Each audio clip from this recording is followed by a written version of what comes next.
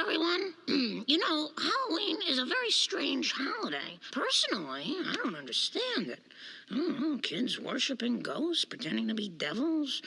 Things on TV that are completely inappropriate for younger viewers. Nothing seems to bother my kids, but tonight's show, which I totally wash my hands of, is really scary. So if you have sensitive children, maybe you should tuck them into bed early tonight instead of writing us angry letters tomorrow. Thanks for your attention.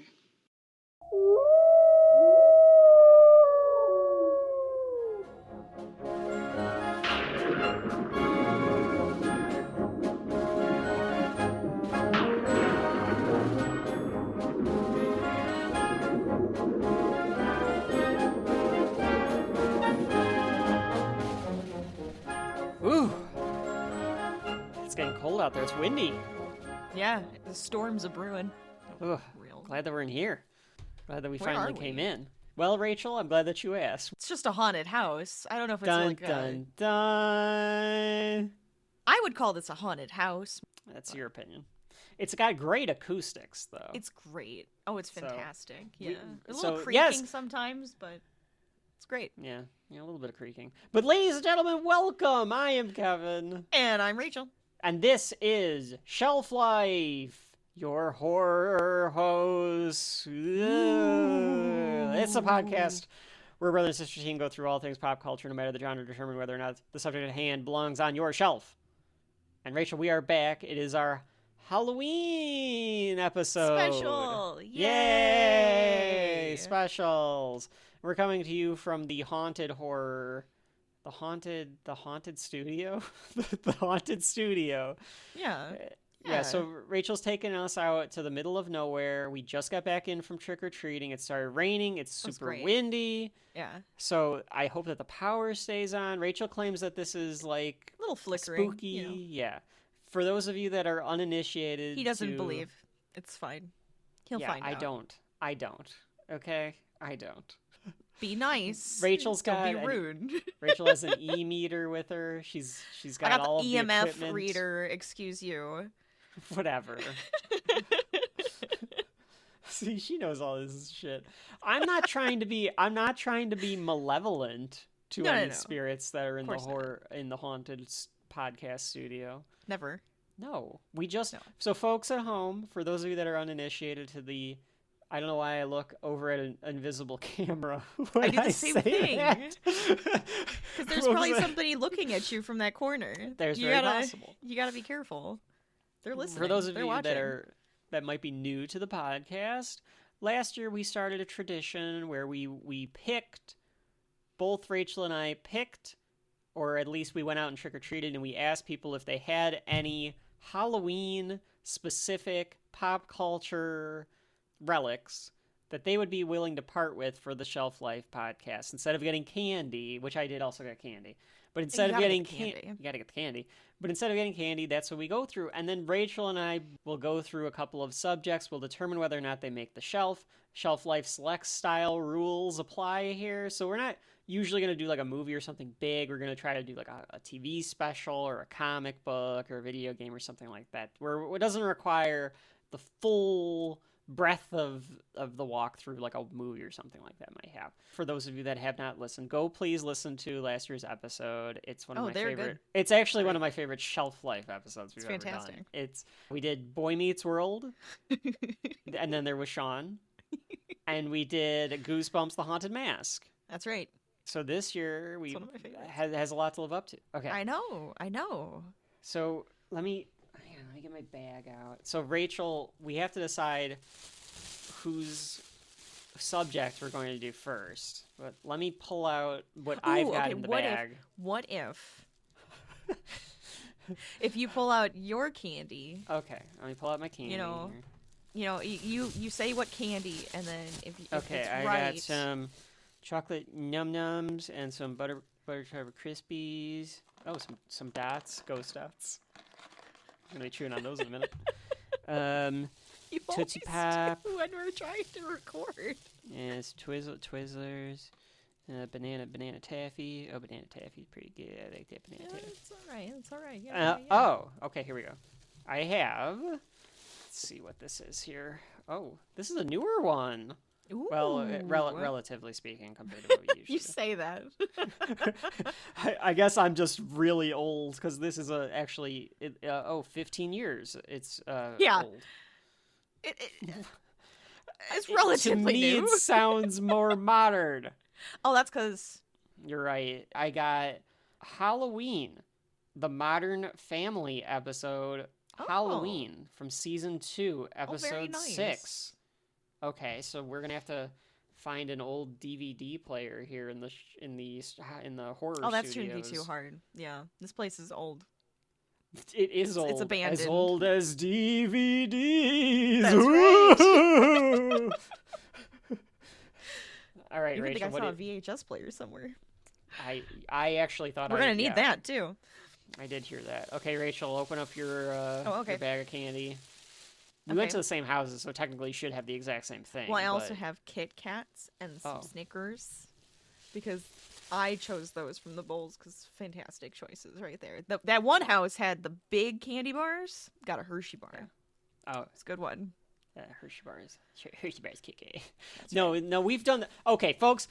Volume 2. No, not Volume 2. What was it? It is between Volume 3 and Volume 4, so it's probably like listed as Volume 3. Munch Madness 2. We did an entire 64 candy bracket because we are insane. So go back and listen to the candies, because you can find out what made the shelf.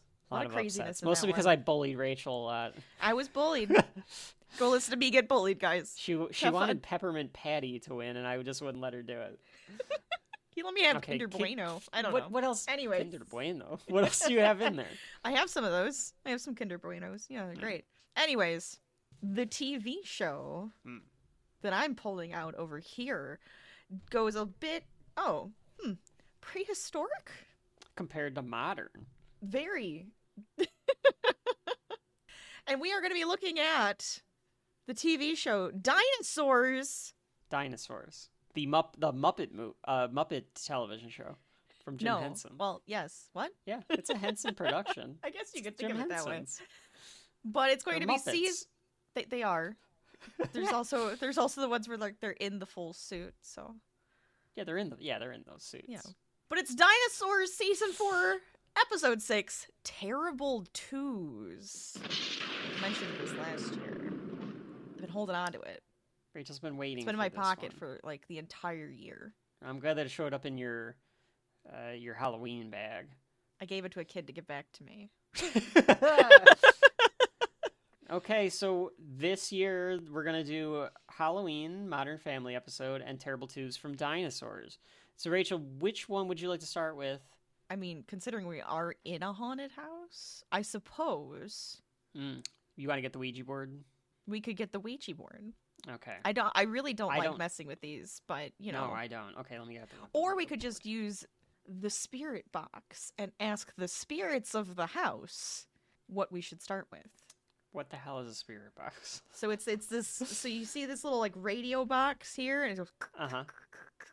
Oh yeah. And it starts to make. And it picks I up watched radio Red Letter signals. Media's special. Yeah. So then you ask a question, and it answers.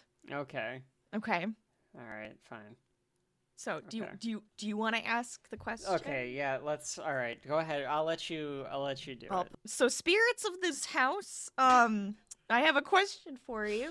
Could you help us? Spirits of the studio, Rachel. Oh, I'm sorry. Specifically that's true. An abandoned we are in the podcast studio. I just keep thinking. I like to think of it as a haunted house, but that's fine. Well, you're right. You're right. It's an abandoned podcast studio where the sexy teens were killed 40 years ago. Oh, you're right. Tonight.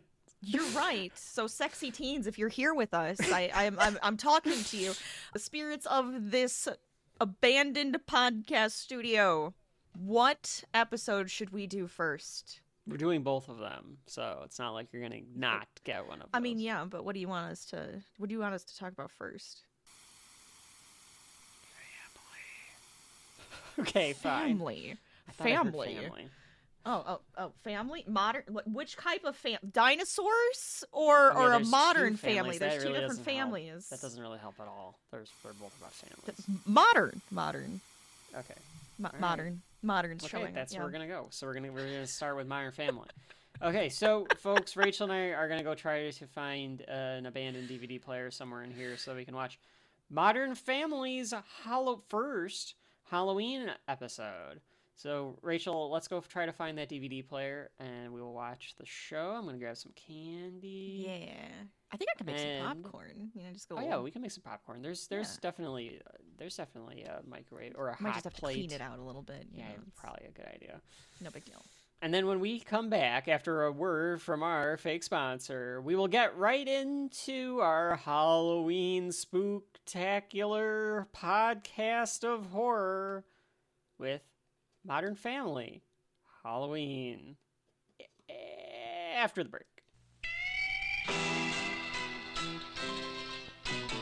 In a Weeble's haunted house, Weebles wobble all about, and it's a real exciting place to be.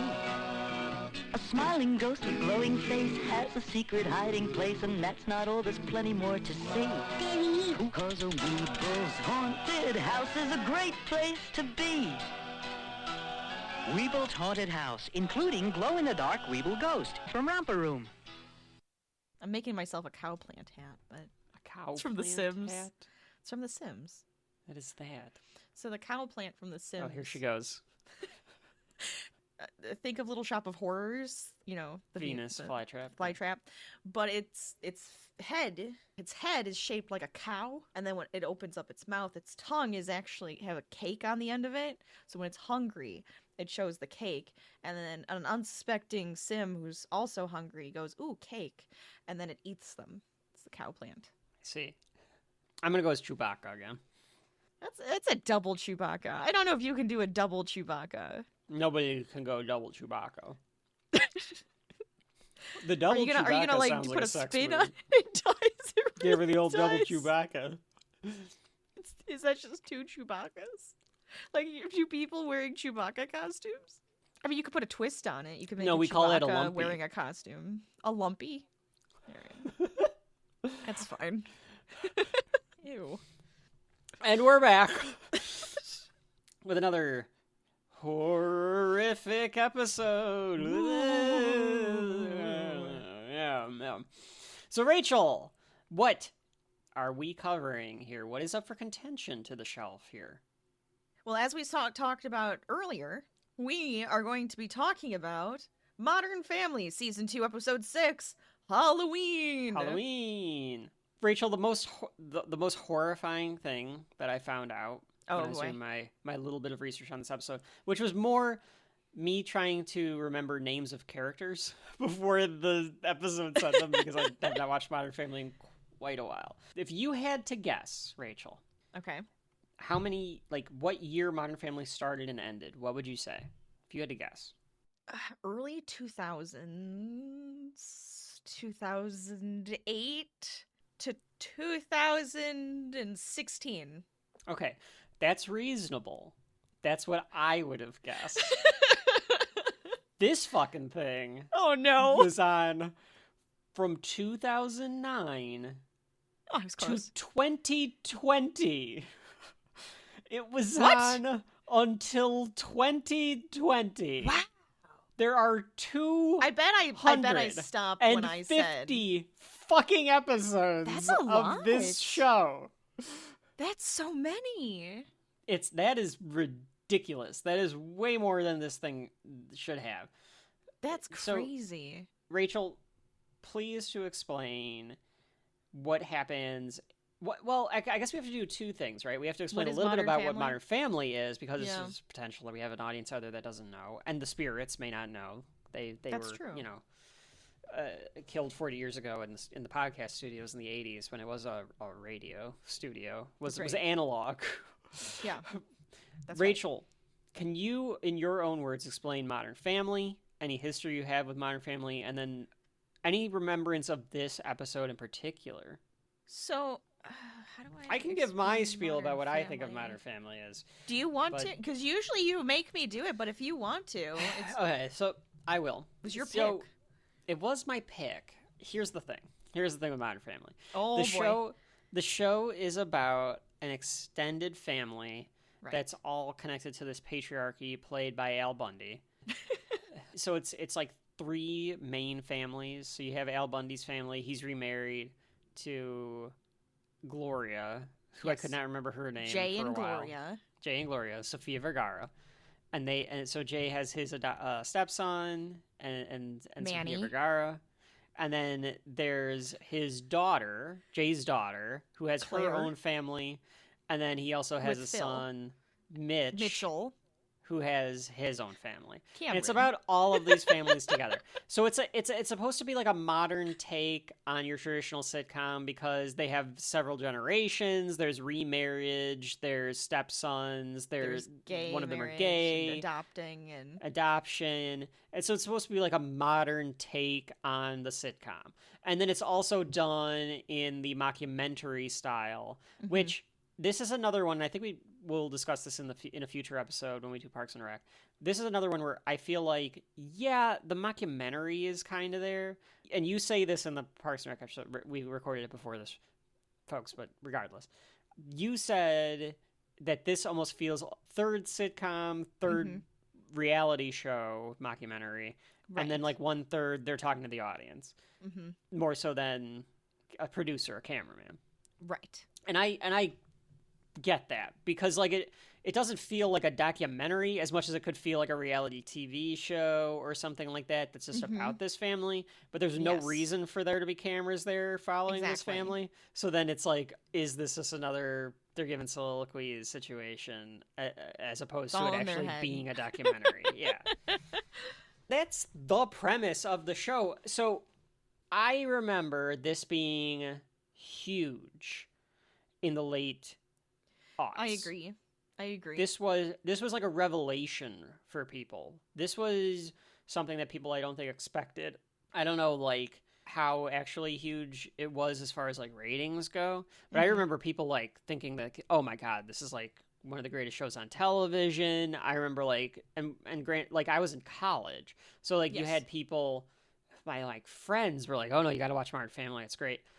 It would bring up things that were like modern takes on stuff, and it had this episode is the same way, where it has very sharp, quick humor that you had to almost watch it again to be able to get all of the humor in it. And they always seem to have a similar, in my opinion, style where issues would happen, all these little mini issues would happen.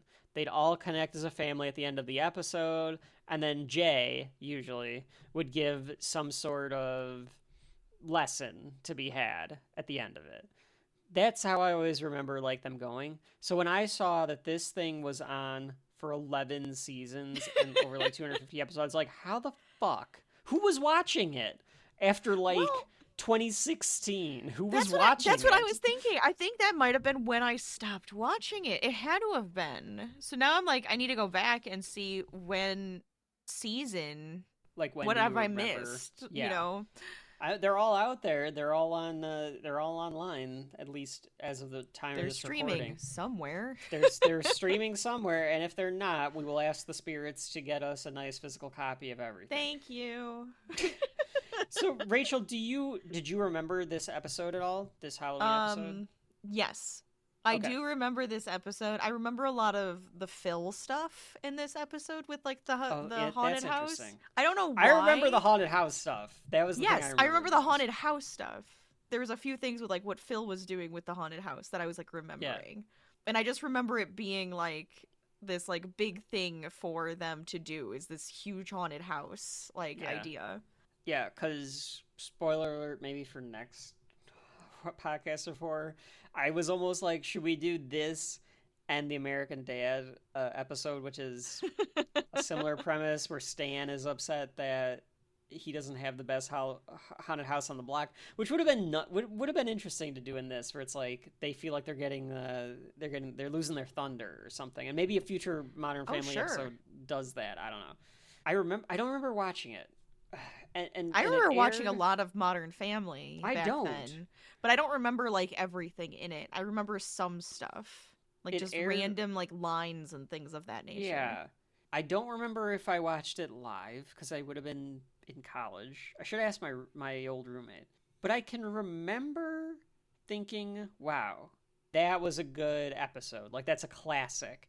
And when you look up online, a lot of these like classic Halloween things to watch, like when Rachel and I were trying to come up with our Halloween list, this was on all of them, or at least like a Modern Family episode for Halloween, because they do Halloween quite frequently apparently on Modern Family, so we might have to revisit. I didn't remember watching it or what my reaction was, but I knew instantly what it was.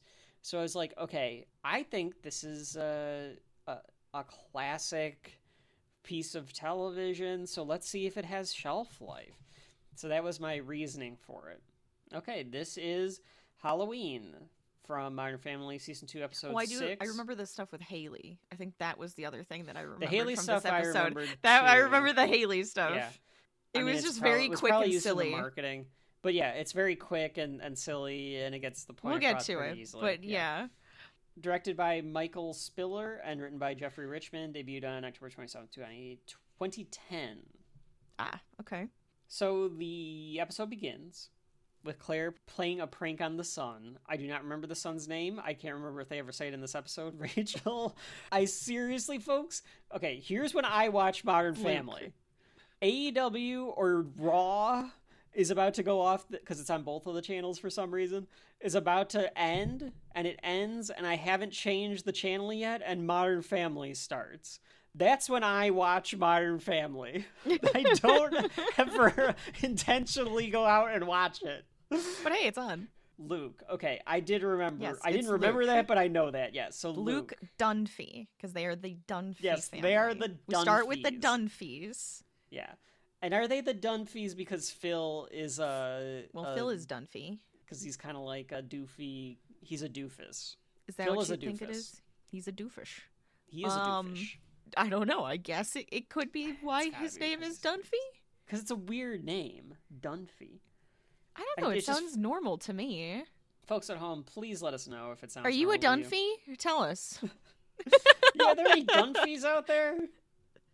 I'm looking for Dunphys here. Nobody knows. Nobody's a Dunphy. Ask the spirits if any of them is a Dunphy. So Claire is playing a prank on Luke, and it's a combo prank. So she's chopping the vegetables. She pretends to chop her arm off. She knows Luke is not going to fall for that, so she's like, "Okay, Mom." And he goes to, I don't know why you would do this, but he goes to grab the rubber arm. I guess because he's like, "Look at this fake hand." Yeah, and he goes to grab the rubber arm, and then the arm grabs him. Yes, the hand grabs him. Okay. And it turns out that... And he screams. And he screams. So he got because Phil was under the table with, like, another fake arm or fake hand. No, it was his hand. It was his... He's like a hand connected to it, though. No. There is not a hand connect. It's just his hand. And it had, like, a little bit of the fake skin stuff to attach it to her hand, to her arm. So it gives that illusion, and she had something to chop, because otherwise she's chopping at his hand too. That would be bad. Oh, sure. Okay. So it's just his hand, and he grabs him. I got you. Things it. Yeah, I got it. He freaks out. They both start laughing, and they like high five. And we learn that Claire and Phil love Halloween and horror movies. Mostly Claire. Claire is like, this is her favorite, and he just loves to do whatever she likes. Yeah, is that the vibe you got too out of it? Yeah, because that's what I got out of it. He's down for Phil's for it. Fine with like, it. Okay. He likes it. Yeah, but he's. But I don't think it's like his favorite. Yeah, I think that Phil's just like, oh yeah, I'll just go. Let's have fun. Yeah, we're having fun. He just likes to have fun, He just likes to have fun. It definitely feels like Claire's thing, and. In my notes, okay, so they are... What is happening? They're fucking obnoxious this episode.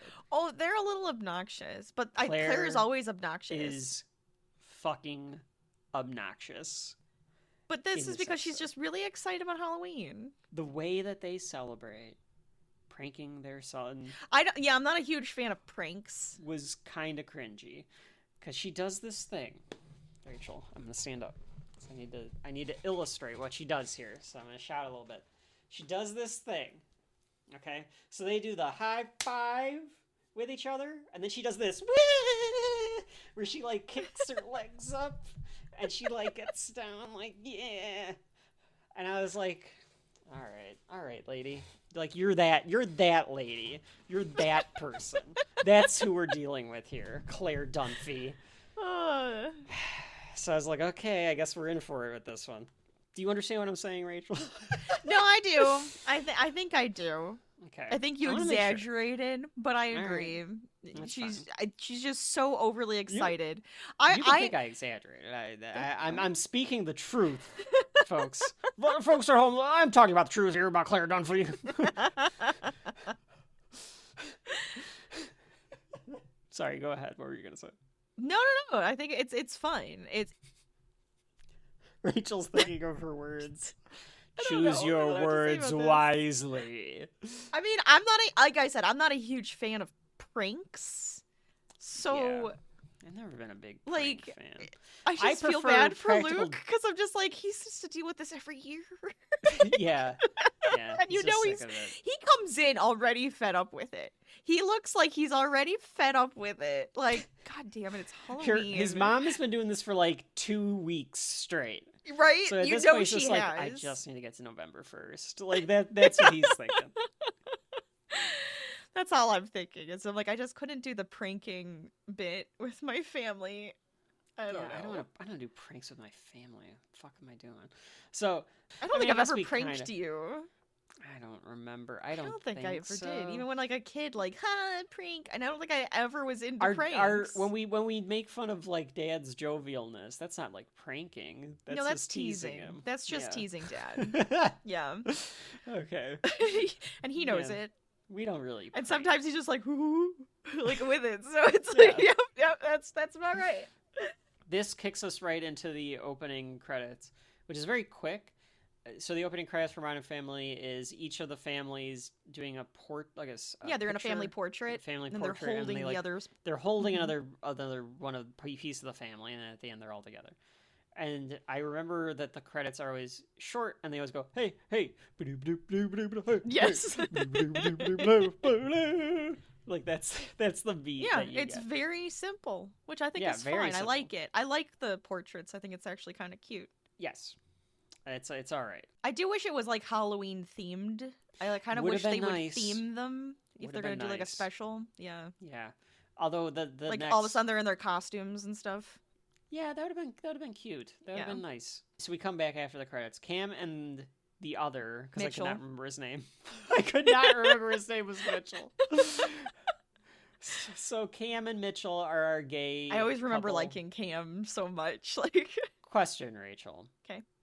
Are Cam and Mitchell named after Cameron Mitchell, or is that just a happy coincidence? I don't know. It's got to be a happy coincidence. Why would I know this? But that's got to be a happy coincidence. Like, is it one of those coincidences like It's a Wonderful Life? The people that made the movie claimed, or the people that made Sesame Street claimed that Bert and Ernie weren't named after Bert and Ernie from It's a Wonderful Life, and it's like, yeah, you're full of shit.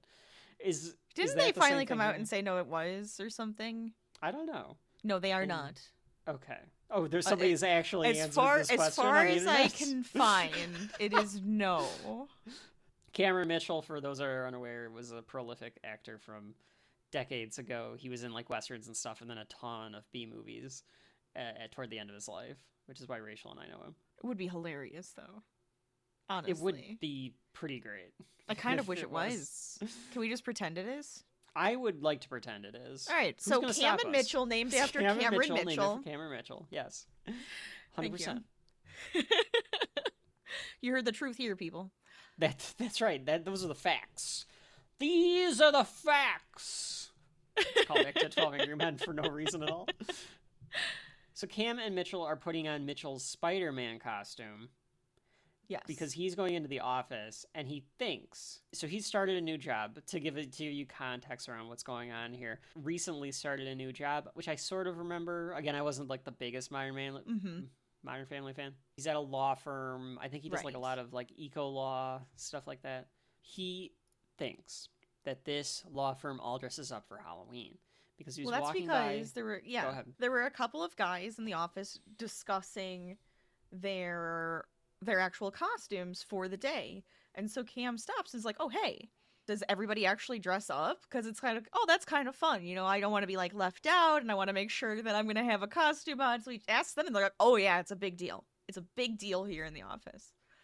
So he's going to be Spider-Man. That's right. He's going to be Spider-Man. And of course, because it's Cam and Mitch, Cam and Mitchell, that they can't just have us. It's hard because you say Cam and Mitchell, and it's like your mind immediately goes Cameron Mitchell. They can't just have like a regular Spider-Man costume. It's a Spider-Man costume with like fake muscles. Oh yeah, it's got like the poofy muscles for it. So they put like squishy stuff. It's got like the padding in there. Yeah, I think that's just part of the costume. It's just got like the muscle padding. How did he not realize that he squeaked when he walked? Because like even if the costumes, that was a thing, is it a squeak or is it a swish? I think it's more of a squeak than a swish. It's not George Costanza wearing the corduroy. It's more like a squeak. Because like he lifts his arm and it like squeaks. It's not like when he moves, he swishes. Because they had to go like I don't think it super mattered. detailed. I don't think it mattered when it was like, well, I'm wearing a costume, so it's gonna make a weird noise. Who cares? Like, all right. Yeah. Fair enough to Mitchell. Like he stops and he's like, wait, do people actually wear costumes here? And they're like, yeah, it's gonna be epic. Note to self, or note to anyone listening. Unless you get an email. Oh, that's true. Or true. your direct supervisor talks about how sometimes people dress up at the office. Don't. You're going to look like an idiot. Yeah, but I mean, that's true. That's true. I mean, like the first time I had it, like my first job, and I remember it like October coming around, and it was like this big deal. Like they were like, no, we actually do have a costume contest, and it's like actually a big deal. And I remember I wore a superhero costume. So you dressed up as Ms. Marvel? Yes, Kamala Khan. Yeah, like something like that, where like they say like, oh, there's a costume contest and everything like that. But that's why you shouldn't. You should presume you don't until you're told that you can or that you should. Sure. But he's already the new guy. He doesn't want to be the non-participant guy too. Which, you know what? It's fine to be the non-participant but it's also guy. it's also fair. It's like, oh, why didn't you dress up? Like, everybody does it. Like, if it's a big deal around the office. All right, let's split the hairs then. You bring the costume. And then if you're like, oh, I didn't realize everyone was going to dress up. And they're like, oh, we're sorry we didn't tell you. Be like, oh, I'm going to a party after work. I'll just put my costume on at lunch. And then put the costume on, and there you go. Now you're participating. And you put it back on them for not making it clear that you were supposed to wear the costume. Sure. That's how you deal with this. Half of the problem of this episode, these characters are all terrible at lying. Like, they have to take a class in George Costanza Bullshit 101. And I think a lot of their problems would be resolved. Yeah. I think you're right. Yeah. It just a little bit. Cam says that Halloween has been ruined by him a long time ago. That's right. I know it's just another day. He has to get through it. I know that Eric Stonestreet, who plays Cam, has gotten a lot of praise in the past for his portrayal of Cam, but he deserves it. This character... Yes, he does! This is the best. He's the best character. He's so great. I remember this one. He was like my favorite character. There's something about his performance. There's something about his timing, his facial expressions. Everything really works for this character. I remember finding out that he's not actually gay. And I was like, wow, he does a great job. And he he bases his character off of his mother. Off his mom. Yeah. Yes. I love that. And you can you feel that. You feel that energy with the way he moves and holds himself. It's so good. Yeah. Gay mom energy. It's beautiful. Right, exactly. We go back to the Dunphy household, and the middle child, who has middle child syndrome, she is the Lisa Simpson of the family, Alex. There you go. Alex Dunphy is not dressing up. Alex Dunphy was played by Ariel Winter, who didn't she have like a really sad, like didn't she have like a parent that like made her do this and all? She has like problems or had problems. Well, I thought she ended up. Well, no. Which one ended up with? Haley ended up with a lot of surgeries, didn't she? The actress who plays Haley. I thought it was. Or was it Alex? It was Alex. I don't remember. I thought Sarah Hyland is fine. I didn't think that she had any problems. I thought it was the other one. She's a little older than you, Rachel. I didn't realize that she was almost my age. Just very weird to think about. Well, they're not that. You make them sound like really old. So what I found was that Ariel Winter, the one who plays Alex... I'm going to be eating dots while you say this, by the way. That's fine. The one who played Alex, unfortunately, was abused by her mother at a young age. And then Haley, played by Sarah...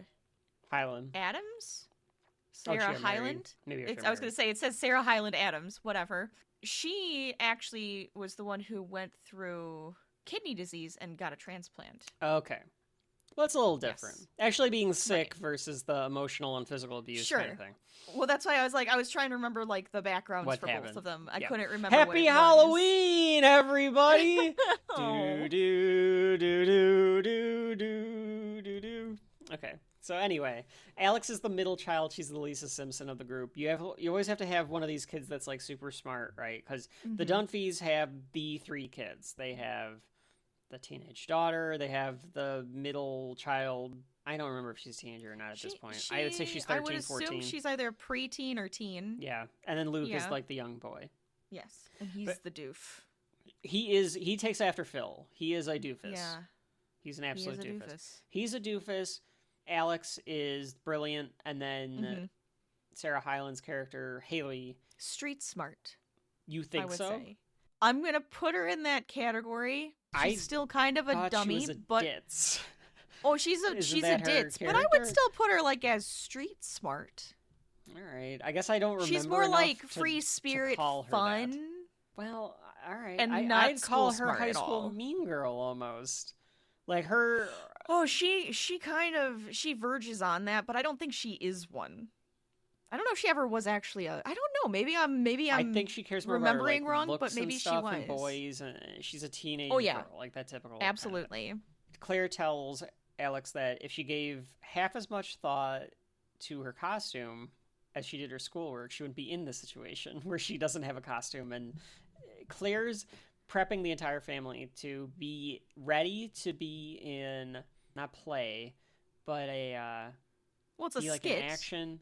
Well, to be like like to be ready to they're gonna do like a skit for the haunted house. Yeah, to like be part of this haunted house, to be actors, scare actors in this haunted house. Yes, there you go, scare actors. She's trying to prep for that, so she's getting all this haunted house stuff ready. Maybe don't do this all on Halloween. Maybe do this couple days before I think that. she was doing it, but everybody else is kind of lackadaisical about it. Okay. I think is kind of the idea, because it's like her and Phil have their costumes, right? Haley's kind of like up in the air. We'll see that in a second. Luke and Manny had figured out costumes. They were doing a couple together, costume. which is what we find out is that they're like, oh no, he's like, well, it's a surprise. We decided to do a team costume on this one, and she was all excited about that.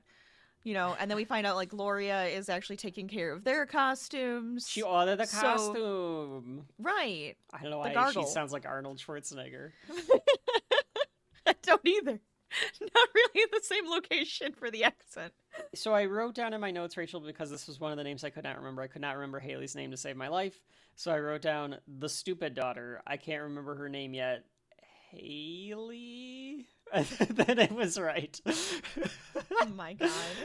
She comes in with her Mean Girls outfit on. She's a scary black cat. I'm a cat. Duh. Claire tells her to go change. She tells her that she's saving her from an entire night of being told, can I lick your tongue is rough. Oh, yeah, okay. I knew it was something terrible. Yeah. Yeah. Do you have a rough tongue? And she goes, ew, and she walks away. Yeah. She's basically... Which, I mean... She's just dressed as a furry. She's dressed as a furry. I mean, she just has the ears on. She has short shorts and a tank top and a tail. That's it. Yeah. If you saw one of those at a convention, Rachel, you'd be like, that's furry. Yes. Probably. All right, you actually had a point. Go ahead. I was going to say, it's not too bad, right? It's just short shorts and a tank top. She likes short shorts. Yeah, if you saw this on the street today, you'd be like, yeah, it's fine. Too bad. Yeah, it's not that bad. It's okay.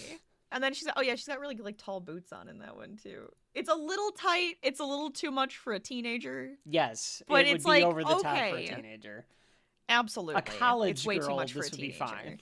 I guess, but it then puts you in that bucket. But anyways, I digress.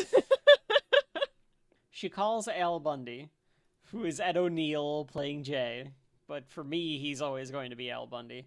It's weird that he is Al Bundy and Jay Pritchard, you know? Like, he has two classic dads. Classic dad. Well, maybe that's why he was chosen for this, because he's a classic dad for the modern family. Right, that's true. That's true. Doesn't, Claire calls to remind Jay to come that night. So the stories, because you get a little story for each of the three families throughout the episode. The story here with Jay and Gloria, played by Sofia Vergara. Is she Colombian? Yes. Okay. I'm pretty sure she's Colombian. Jay. She is a feisty, fun-loving Colombian. Jay. Yeah, I always remember Jay. Yeah. I feel like she has the accent, but then she has to. They probably were like, "You need to up that accent." Oh yeah, she's a disgrace. We want to it to be to her heritage, as stereotypical as possible. 100%. Yeah, they are going for a stereotype. So Yes. Gloria is married to Jay. She is Jay's hot young new second wife, who has Manny as her son. So it's Jay's stepson. From another right. He calls Gloria, and the story for Jay and Gloria is going to be that she cannot get U.S. colloquialisms right because she has this thick accent, and you cannot understand her, or she gets some phrases wrong. Well, which I mean, I'm not surprised that she would get the phrases wrong because they're they're English phrases. Yeah, they're English. They're specifically American colloquialisms. Yes, American English phrases that won't translate, just like her Colombian phrases won't translate to English right. So it kind of makes sense that she would get them wrong. And unless you've been in the, culture or whatever, you're going to be like, I don't understand. She gets the idea of what it is. Yeah. But it's like I don't remember the words, I don't remember the phrase properly, but Right. I know what I'm saying. Jay calls her, and he says he's checking to see if she got the costumes for later. And this is where she says something. Gargoyle? What does she actually say? Gargoyle? Okay, because I could tell she was saying gargoyle. Like gargle? Okay. I could understand that she was meant saying gargoyle. gargoyle. Like, I knew she meant gargoyle. The inciting This incident. one made me mad. Yeah, because Yeah. for this to be the inciting incident of the entire plot for these two, I was like, she said gargoyle. It was pretty fucking clear. Like, it was not that hard to tell what she was saying. Well, because even Manny corrects her. She means gargoyle. Yeah. Excuse me, Manny, but she said gargoyle. All right. She is said bruja and gargoyle. Yeah. How dare you? And this is from 2009, so Manny and his friend are in the back seat because we've already entered that period of time in human history where you can't be in the front seat unless you're 7 feet tall, 300 pounds, or 20 years old. Then you have to sit in the back. I was gonna say I'm not gonna. I'm just saying One of those things works for me. Okay. No, it's true. It's true. Yeah. So I used to sit up front all the time when I was a kid. Yeah, because nobody Who gave a shit. cares? Who cares? What's gonna happen to you? Well, now we know. I guess. we always Kids don't knew. have- It didn't matter. You knew. It feels like there's potential that a person could never sit shotgun and then get a driver's license in today's world. Folks at home, let me know if this has happened in your life. Oh my God, that's weird. Did you No. never sit shotgun and then started training to drive? Because it's possible. That's odd. That's true. That's weird. I think there's an Well, age cutoff. I think there's an age when they actually are There's allowed gotta to sit. be. So anyway, that has nothing to do with Halloween. So anyway, at the end of the call, Jay says something of make sure that we have it. Otherwise, Claire's going to turn into a real rhymes with bruja. Rachel, what is he saying? What rhymes with... I could not think of a female or So anything. do you know what a bruja is? I assumed witch. Yeah. Okay. There you go. That He got takes it. a He lot got of it. steps. That's two... It wasn't that many steps. Nope, that's too It was esoteric. 2 steps. That's too It esoteric. was 2 steps. I had to go bruja equals witch rhymes bitch. That's too much. That's too much. I am a slow American male, and I don't need liked these. it. I thought it was funny. I don't need these 3-step jokes. Well, because it's like he was being smart. I like one of his lines. I actually like one of his lines later on. I think I like a few lines in this. Yeah, so. no. A few of the gags were funny. So then not Cam, Mitchell. His name is Mitchell. Just call him Mitchell. You don't have to keep that up. I just like calling him not Cam. The other half of the gay couple. He gets to work, and no one except those two guys are dressed up. They've dressed up as a pimp and Dracula. Is it a pimp? Is that what it is? So, which is probably definitely Dracula. It's definitely Dracula, but it's like that's a very inappropriate word costume in the first place. Oh, absolutely. Yeah. To be dressed as a pimp. I didn't realize it was a pimp. I think that's what it is. But only those two guys are dressed up, and no one else is. So yes, Mitchell, of course, has gotten himself into this. Nobody's even wearing any color. This place just feels so for being what I assume is kind of like a super liberal hip law firm. Oh no, he called it conservative. No, he said the place that he worked at before was super conservative. No, I'm pretty sure he called this place conservative. Are you sure? Because the whole point sure is that first line. No, because that's the whole point. He's like the last place that I worked at was super conservative. So now it was my last place. Yeah. So you'd think that they're kind of like supposed to be loose and everything, or at least looser. Yeah, you'd think they would wear a little bit more color. But to your point, there's something. they're as drab as possible. They are all wearing a gray or black suit. Yes. And a full suit, for that matter. They probably have to be like at the ready all the time. So my guess is they're always wearing suits. Yeah, you're right. So like he sees his boss. His boss is like, "Look at these douches." It's like, why did you? Also an inappropriate thing. Where's HR? You can't do that. Yeah, you should not be calling your employees douches. But if you do feel that way, why do you keep them around? Yeah, it's like also you'd think weird. that this would be something of grounds for some sort of discipline if your people come dressed in Halloween regalia and nobody else in the office does. Part of me is wondering if it's like, they're like, yeah, you could wear a costume, but nobody does because of how everybody is. Yeah. Like they've got in there where it's like, well, we're not against that. Yeah. And so of course these two weirdo almost guys, feels like kind of a toxic work environment then, doesn't it? Because if you're gonna say that and then you're gonna do this and the boss and then is you're doing gonna act that, like this. Yeah. If I'm Cam, I'm like, I think I need to find a new place. Yeah, this is not a good office. This is not the place for you. You're constantly anxious and feeling like you're on thin ice, and I've only seen you in this one episode. Mitch calls Cam and freaks out. And Cam reminds him that he has suits in the trunk to change into because he forgot to take out the dry cleaning. Right. I just liked he goes, "Is the dry cleaning in the trunk?" He's like, "This isn't the time." Oh. So I did like that. Here's what he should have done. Now, granted, I have hindsight 2020, but as a human being who's not in a comedy sitcom, I feel like you can figure out what a normal human being would do in these situations, which is change in the back seat. That's one thing. Or I guarantee you, they work next to a fucking Starbucks or a McDonald's or a gas station. Go there. Right. Change. That's why, because he's like hunkering down. He parked right up front, and I was like, one, you're hunkering down, immediately pull out. Immediately back up the car. What the fuck are you doing? Park in the back. Like, what are you doing? But it is a sitcom, and it's supposed to be... Of course. Even though there's no score whatsoever in these episodes, because it's a mockumentary style. It is supposed to be silly. Your grandparents should laugh. If your grandma and grandpa don't laugh, they didn't do their job. Right? That's the kind of humor that... It's supposed to be safe. Yeah. But edgy because it's modern, right? That's the idea. Yeah. I do also like, while they're having this conversation, Cam's trying to decide whether Lily should be a little tiger or a witch. It's very cute. I don't know why. I didn't even catch that at all. There's a cute little tiger hat, and then he puts a witch's hat on her. Yeah, I missed that. Of course, he's got the squeaky stuff on the costume, so now he's walking through the office, and every time he takes a step, it makes the squeak noise.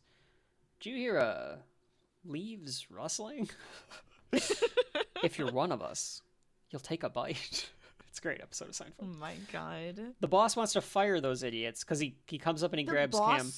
Mind you, looks like a douche. But yeah. anyways, okay. go on. No. Rachel, please explain why you said that, because I think it's fair. I think that's a fair assessment of what this gentleman looks like. The guy grabs it. He's got like the thicker, longer, greasy Snape hair.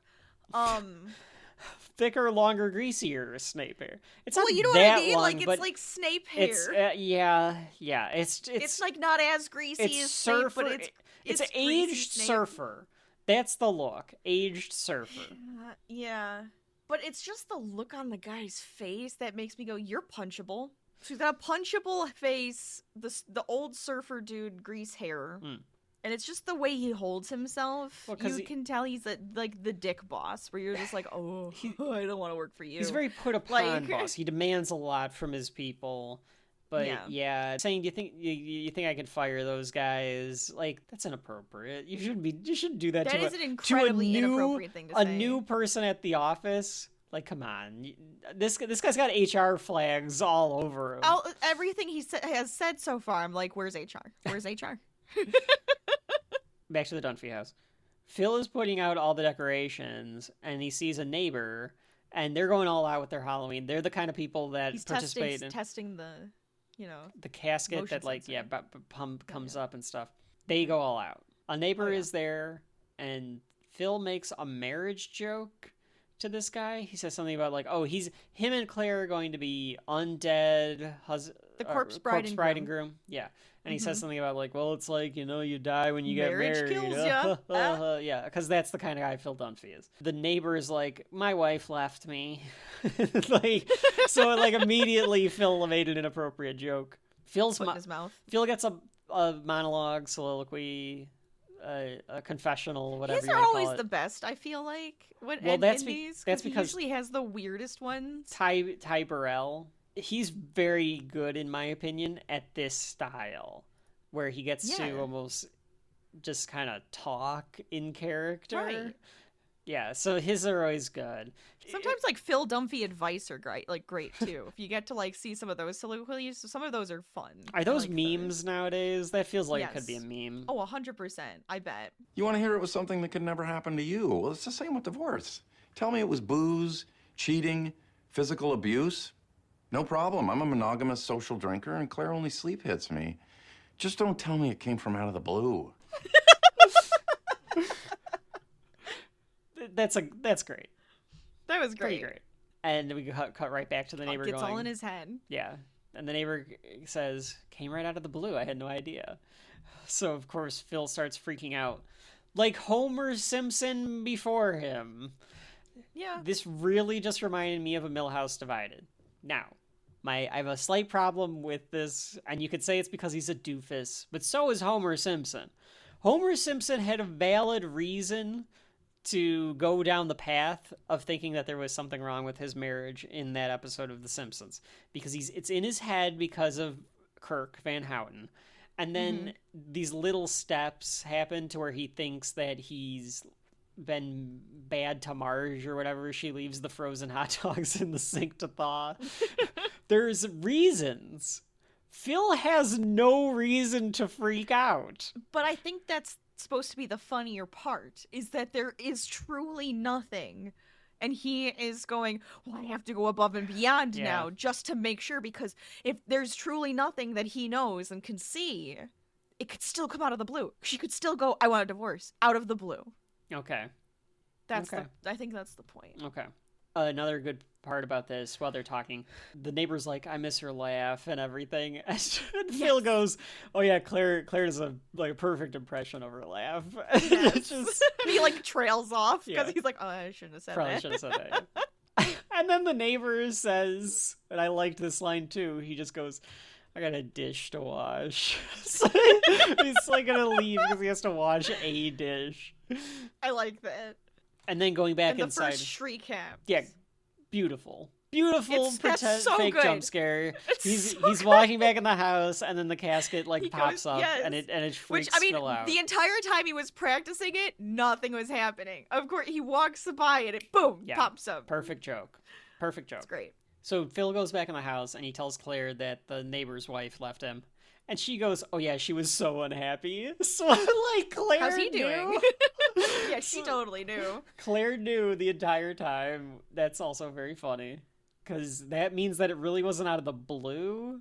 Because that either means that the wife told Claire. It took a while. I think it took a while for her to finally go, yeah, I can't do this anymore. So yeah, I think her and Claire probably it sounds like they hang out with the neighbor. So my assumption is her and Claire probably had some wine and were bitching and having that type of thing happening. Claire wants to make sure that he's still going to come to be the Scarecrow because she's that person who can't even think about the fact that because Phil's I'm not trying even to be insensitive. yeah, because Phil's even I don't think he's gonna want to do it, and she's right? well, he needs to come over. He's gonna ruin Halloween if he doesn't come and pretend to be a Scarecrow. So she's that person. Forced fun. Which I will say this.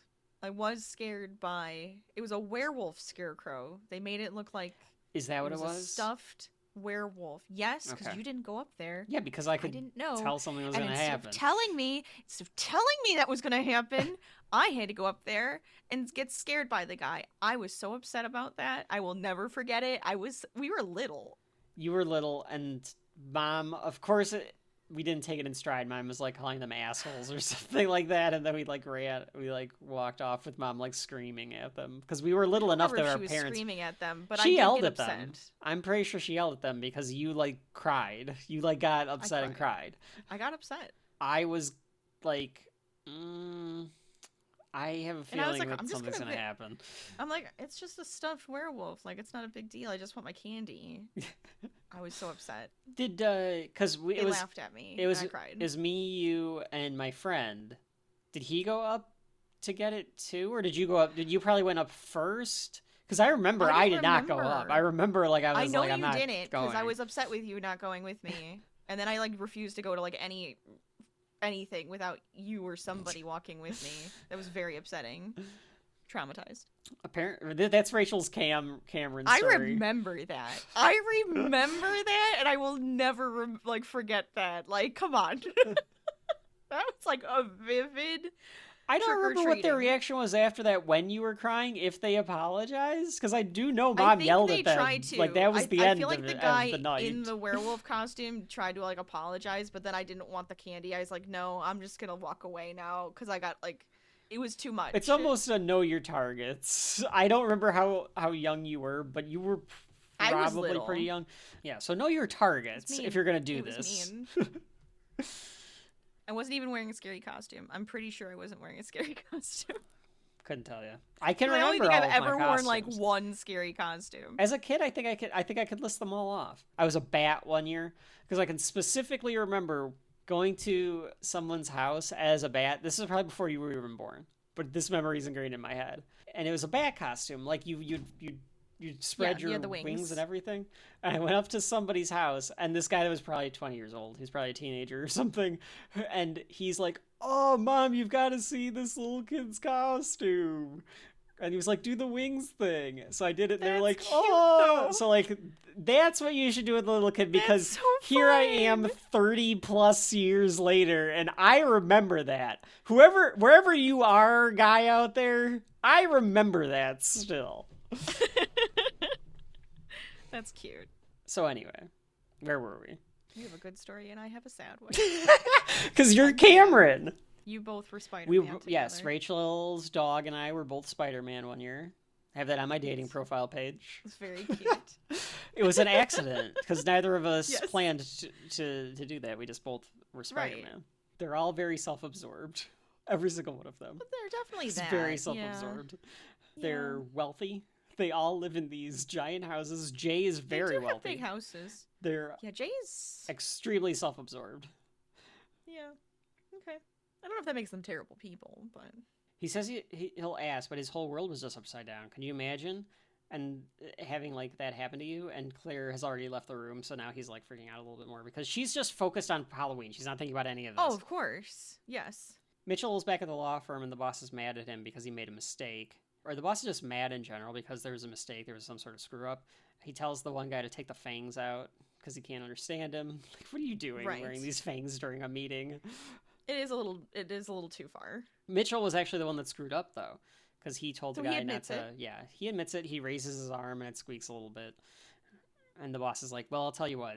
That's okay because he's new, but you know better, to the guy with the Dracula costume. And before he can go change, because that meeting gets out, he gets thrown to another meeting. And we cut to Cam is laughing at him in this monologue. And he's just like, this was the worst Halloween ever. Or Mitchell's like, this is the worst Halloween ever. I was never able to change. This was just terrible. Mm-hmm. And Cam's like, you had squeaky thighs. I had a childhood ruined. This is me versus Rachel's stories of Halloween. Gloria asked Jay's secretary to get the little crackers that he likes. Which, the punchline for this joke is good, because you figure out what it is at the end. Because the little crackers that Jay likes are Cheez-Its. And she wanted some baby Cheez-Its. But the way that she said it, it sounded like baby Jesus. So the secretary got a bunch of baby Jesuses. Like, the spirits. Whoa, they've made Rachel choke. No, like the little baby Jesuses were like kind of creepy looking. It was like these weird like cheruby baby doll things on crosses. It was very odd. They looked like just baby Jesuses, but you might be right. I might not have gotten. I don't know. I thought it was a little weird. It was just like these weird babies on crosses, like a whole box of them. Jay tells her and makes fun of her a little bit for saying that she does say some phrases wrong, and Victoria, Sofia Vergara, Gloria. So I put Vergara and Gloria together. So Gloria is like, well, I want to get better at my English, Jay. Goes down the list of all of these things that she says wrong. Doggy dog world. Blessings in the skies. Carpool tunnel syndrome. So, that one's funny. I mean, you could tell that's just like a writer's list of just, all right, think of all of these different phrases of where things that you could wrong. like. Yeah. Right. Which anybody could say those wrong, honestly. And I kind of like it. I always like when someone says a phrase because they've never like thought about it or no one's ever called them on it. And you're like, wait, what? Yes. It's a Michael Scott, right? It's a Michael Scott thing to say the phrase wrong. She gets mad at that. And then this is when he opens up the box of baby Jesus. And she walks off pretending to be mad because the camera catches her being like, oh, shit. Like, she realizes, like, how bad she actually is. I really did say that one wrong. Yeah. The neighbor says that he doesn't want to do the scarecrow thing. And Phil's like, oh, come on, you know, you should want to do it. And then, of course, he's trying to, like, pry stuff out of the neighbor because he's like, well, what did you, were there any signs or anything? And the guy's like, oh, I think it was just really out of the blue. And he's like, well, what could you have done better? I don't really want to talk about this. He's like, I don't really want to talk about this. And he goes, don't push me away like you did Judy. Yes. And I'm like, wow. These people are so self-absorbed. They're in their own world, these people. Just a little bit. Pritchards. Yeah. He says he could have been more spontaneous. And he's like, spontaneity, got it. And he just, like, walks away. Like, he completely abandons this guy. And the scare gets him again. Haley comes back down. Great. It's great. This time I love that it does it again. Yeah, it's great that it does it again. Haley's wearing a nurse's outfit. But she was little. So it went from being a normal nurse's outfit to being a like one that would go down outfit. to your ankles. Yeah. And now it's like just past her butt. And Claire tells her that she needs to go change. This is the... All right. You think this was a very 2010 line, Rachel? Oh my god. I was like, what does it even mean? Do you want to say it? No. All right, I will. Let's just have her say it. What the hell is that? What? You told me to put on an old costume. Not from when you were 8. You trying to get candy or Japanese businessmen? Change it. Go. I don't know. What does that mean? Well, because, all right, stereotypically, I think it's a reference to Japanese strip clubs. I think that's all it comes down to. Okay. I think that's all it Weird. is. So weird. I don't know why specifically Japanese businessmen. I don't know. It just felt so odd. I guess because that punches it up a little bit. Like if it was just you're trying not to attract candy from businessmen, it doesn't give it as much of a punch as it does if you put in that ethnicity. Neither of these give it a good punch, but you know, it's a little fine weird. Don Rickles joke. Don Rickles could have told that joke and it would have killed. I mean, she could have said something about playing doctor, you know, and then it would have been probably fine. You'd get a bunch You're trying of to get like candy to gross men kids. trying You're to not play trying to doctor. get candy from old men. Something like that. Yeah. Yeah. Yes. Phil tries to hug Claire while she's So she on tells her the- to change once again. She tells her to change again. Phil's trying to hug Claire while she's on the ladder putting stuff up. I guess he's just trying to like fool around with her to be like, look at how spontaneous he's like, look I'm how being. sexy and fun. Yeah, You're just so sexy. You're just so sexy. Oh, that's who I'm going as, Rachel. I'm gonna go as Tommy Wiseau. Yes. Oh, hi everyone. I'm in Halloween costume. Can I be the doggy? Oh, hi, doggy. I think we should go as Cameron Mitchell. But it's Cam and Mitchell. And Mitchell? Yeah. I think that's what we should do. Oh, it'd be great. Just two different Cameron Mitchell characters. I'd be like, I'm Cam, he's Mitchell. Yeah, exactly. Cameron Mitchell. I'm definitely the guy that says close the fucking doors from Hollywood Cop. Can I just be in a chair the whole time? Yep. I yep. refuse You're to just get up. in a chair and you refuse to get up.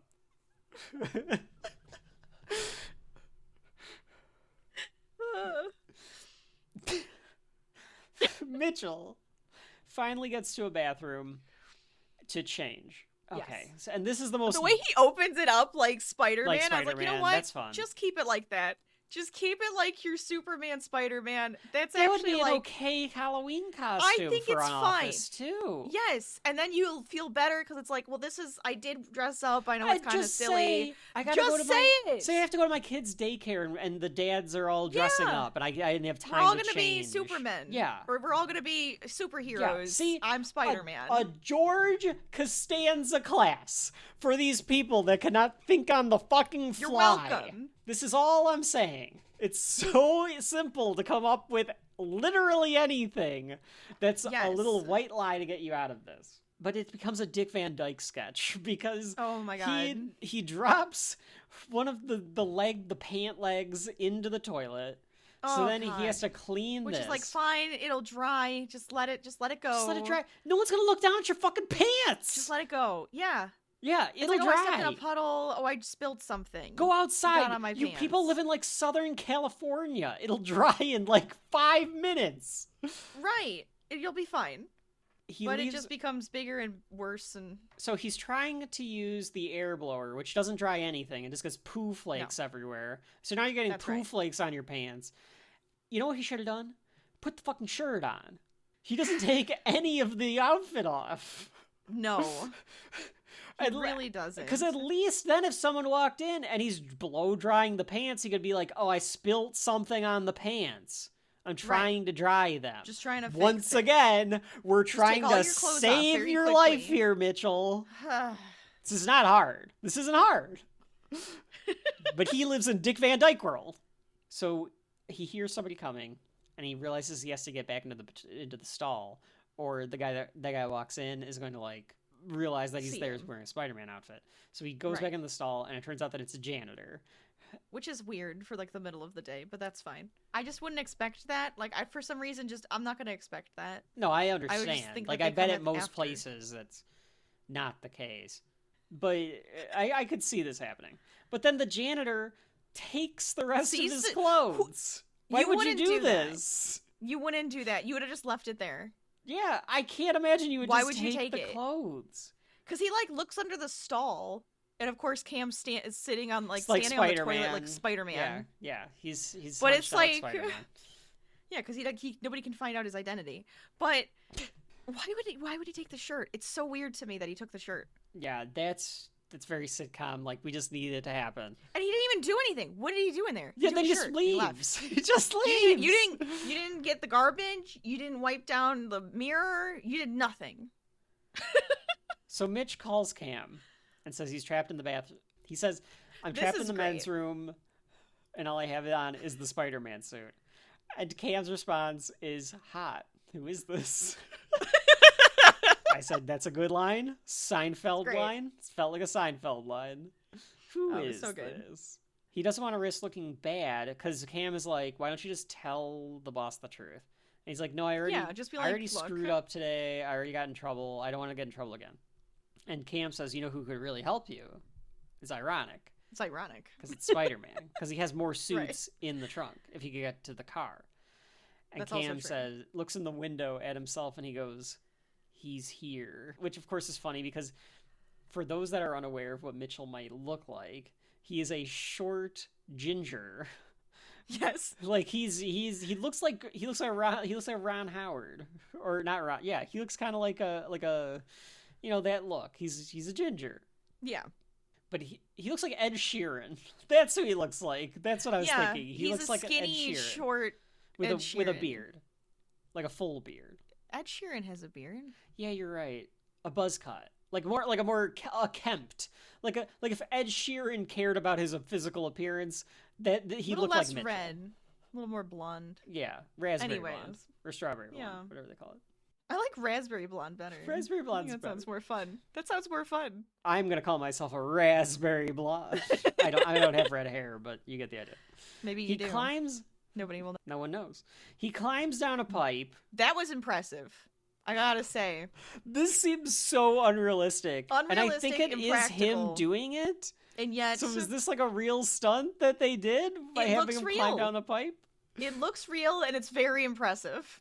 He makes it outside, but he bumps a couple of cars because he's too nervous.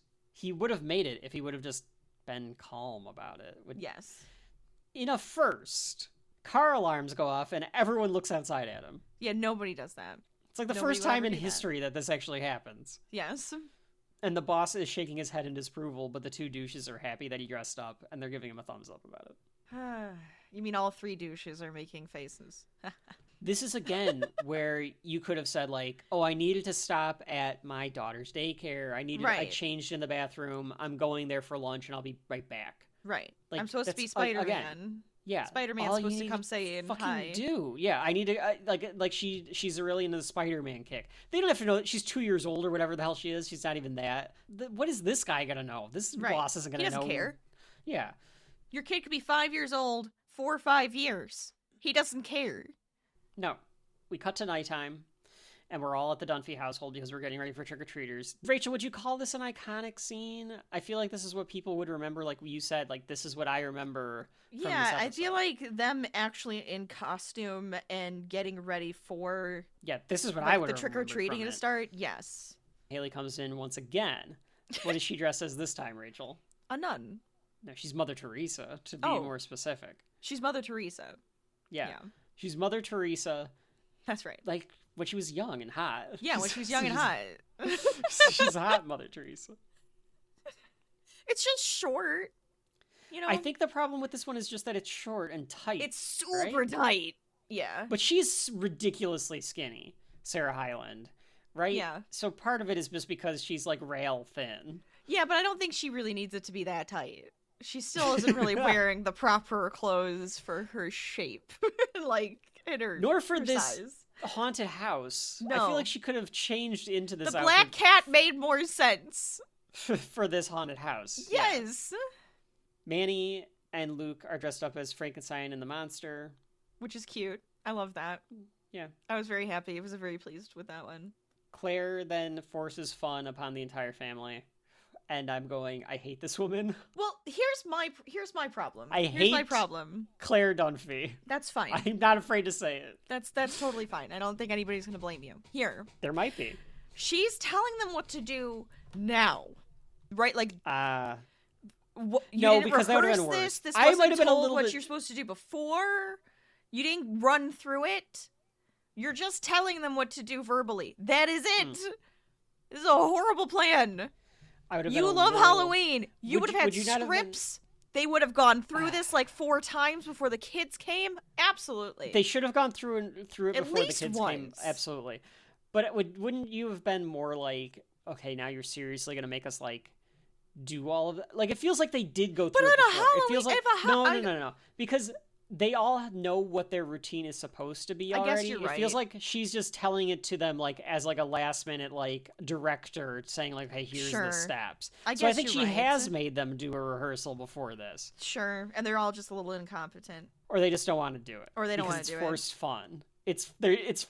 She's forcing them all to do this. Sure. It is ridiculously elaborate. Because she goes through all the steps, they're gonna first be introduced by Phil and her, and then they're gonna go by Alex, and then they're gonna go by Cam, and then they're gonna go by Gloria, and then they're gonna go by to get the candy, and then one last scare on the outside where Cam is going to Mitchell is going to be dressed up as the Scarecrow. Yes, Mitchell doesn't want to do it because he's like, I've been in costume all day, and I had a really rough day, and all this stuff. And Cam is like, well, you didn't have anything like mine, and. Here's Jay as a gargoyle. It's a pretty good costume for Jay. You know what? He just gets to wear a sweatpants and sweatshirt with a mask. And some wings. It's like a backpack. Yeah, it's perfect. And she's a great witch. Sexy. She is a very good witch. Yeah. Yeah. She pulls off witch pretty well. Yeah, I like it. It's actually like a classy witch costume. I like it. It's not like slutty Rachel witch. Immediately wanted to go out and get this costume. I don't know if I could pull it off. She's affecting a proper person, like English accent here, because she's like, it's so hello, ridiculous. Claire. Hello, Phil. I won't embarrass you. Yes. If I talk like this. Phil asks Jay, what's that about? And Jay tells him. And Phil goes, make it right, Jay. We're all just hanging by a thread. he's just got it all. It's just obsessing over it. Cam says he doesn't really feel up to being a part of it. I do like Claire at this point because he's like, what happened to you, Cam? What happened that you can't speak of this but can't stop talking about it? Yes. And Cam goes, I can't. It's too emotional. And then he just starts going right into the story. I loved that. I loved that part. It was very Cam. It just was like, yep, that fits the character so well. Absolutely. And it's going to be a long-winded story. Yes. And He's is going a to tell you long-winded every story. little detail. Yeah. They went up to a house, and it's his friend. He was they were 10 years Quasimodo. old. He was Quasimodo. The friend was a Ghostbuster. And there was a bucket. And it said, take one. And his friend took the whole bag. But he liked it because it was like rebellious and he scared him, but he liked it. No, okay, but you know what though? And we didn't go into like minute detail with your story about getting scared by the Wolfman Scarecrow. But when you do have stories from when you're a kid, you've seen it on Shelf Life. I've told stories where it's like true. I could have been way longer winded. Details. I could tell you right now which candies I was picking between. The fact that I refused to take any at the end. Yeah. Yeah, there was a lot. I remember walking up the driveway. I could describe the house. So that's understandable. The bag broke, and a pile of candy was everywhere on the ground. And just as that, a bunch of kids came. And he said, Cam did it. Yeah, and that's as far as we get, because as that happens, some trick-or-treaters come in. Now... Question. No trick-or-treater should be going into a person's home. I can tell you that right now. Do not do that. Stranger danger? Absolutely not. Kids listening to Shelf Life, and by the way, only listen to Shelf Life if you have your parents' permission to listen to Shelf Life. Don't go into someone's house unless your parents are with you. Why would you go into 100%, someone's house? 100%. Do you think that like they have a reputation or something that they're going into someone's house? It's gotta be. That has to be what it is. Otherwise, if you have like an outdoor haunted house, fine. But an indoor one, No. That's for friends and family only. Yeah, this is bizarre. No. It's too elaborate. Give me my fucking candy. I said trick or treat. Where's my candy? If I have to go through your whole web of fucking horrors to get a fucking Twizzler or a fucking Twix bar, I better be getting 3 pieces. You better be giving out some fucking king size I want the king shit. size. And lady, I am not coming back here after this unless it is king size. Because I'm not going through your shit. I'm not going through 10 minutes of all your little pranks and crap so that I can get your 10-cent candy. God damn it. Jay's laid on the fog machine. So he has a fog machine and he has worse lightning. Than that. Because why would you give this to Jay? Make Alex to do the this cue. part. Alex think it's could because he sit in the doesn't- background and do this part. But is it because like that's what Jay's good at? Is like the special effects or You something? think he's like good at that? Because I think he's bad Give it at to it. Manny or Luke. Manny He's just or Luke he's could press just doing the button. old guy who doesn't know what he's doing with the machine Yeah. business here. Yeah, Which is like, exactly. give it to Alex, who doesn't want to be there, doesn't want to be in the cage. She can be in the background and she can play the buttons. You know, Well, who I would play go the in the buttons. cage then? She doesn't have to be in the cage. Nobody has to be in the cage. There's no need for the cage. The cage ties it all together, Rachel. Put Frankenstein's monster in the cage then. Look. I think that Luke and Manny should have had some sort of spook. Well, they Luke, did. or, They were like, he was choking Frankenstein. Oh, okay. Yeah. Okay. But like, oh, Jay, man. So they walk is in. The kids cute. walk in. They walk in. He's like this and grumpy Phil- gargoyle in the background. Phil has this voice modulator on, which I will do now, and he says, Good evening. Welcome to our special night. Or thank you for joining us on our special night. and then Claire leads them in, and they have very elaborate face paint on. This makeup would have taken an hour to put on at It's least. great though. It looks good. I like That's it. very well done. It Oh just would yeah, have I taken like a their long time. costumes. Gloria doesn't do it right because she's supposed to go like, I don't remember what she's supposed to say, but Well, she's she supposed says to say something it about with- like, "Welcome to your doom," and like, ha ha ha. She's a witch, Ha-ha. so she's But supposed she's to do it. supposed to do But a she goes, witch's- "Welcome to your doom." Ha ha ha ha. Is like what she does. ha ha ha ha ha. It's more like Yeah, she sounds like it's Woody very Woodpecker. stilted. Yeah.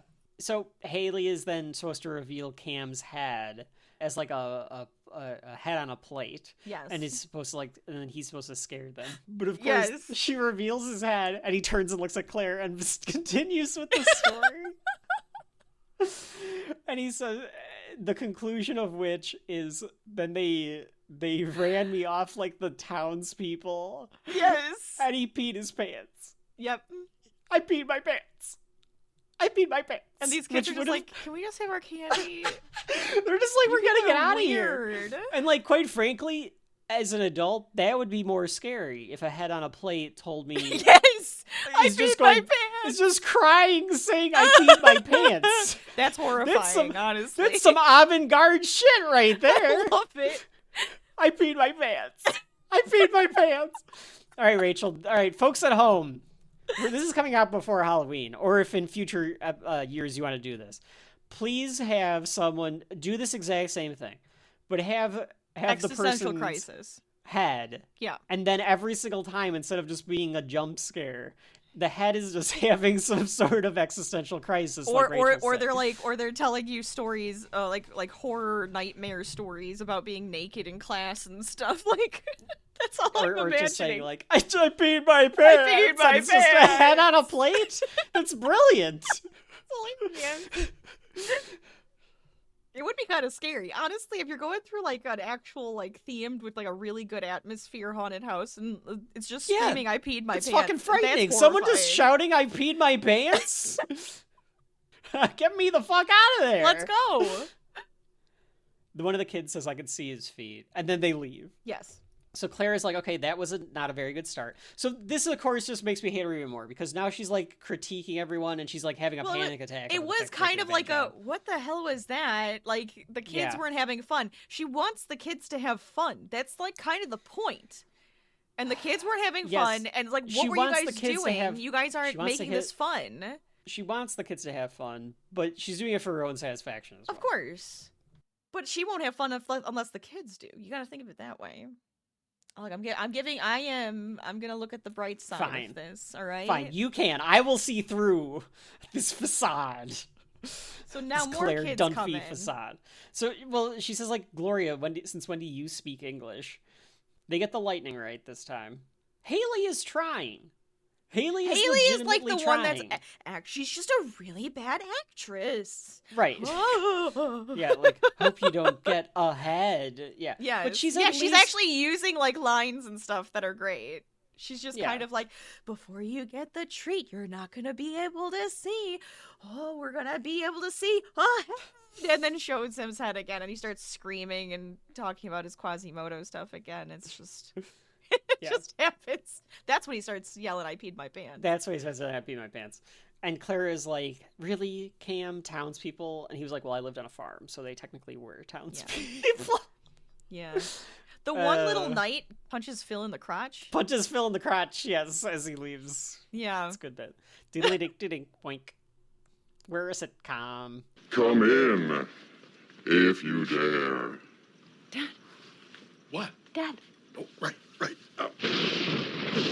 Phil, it's you! No, Dad. Fall. Thank you for joining us on our special night.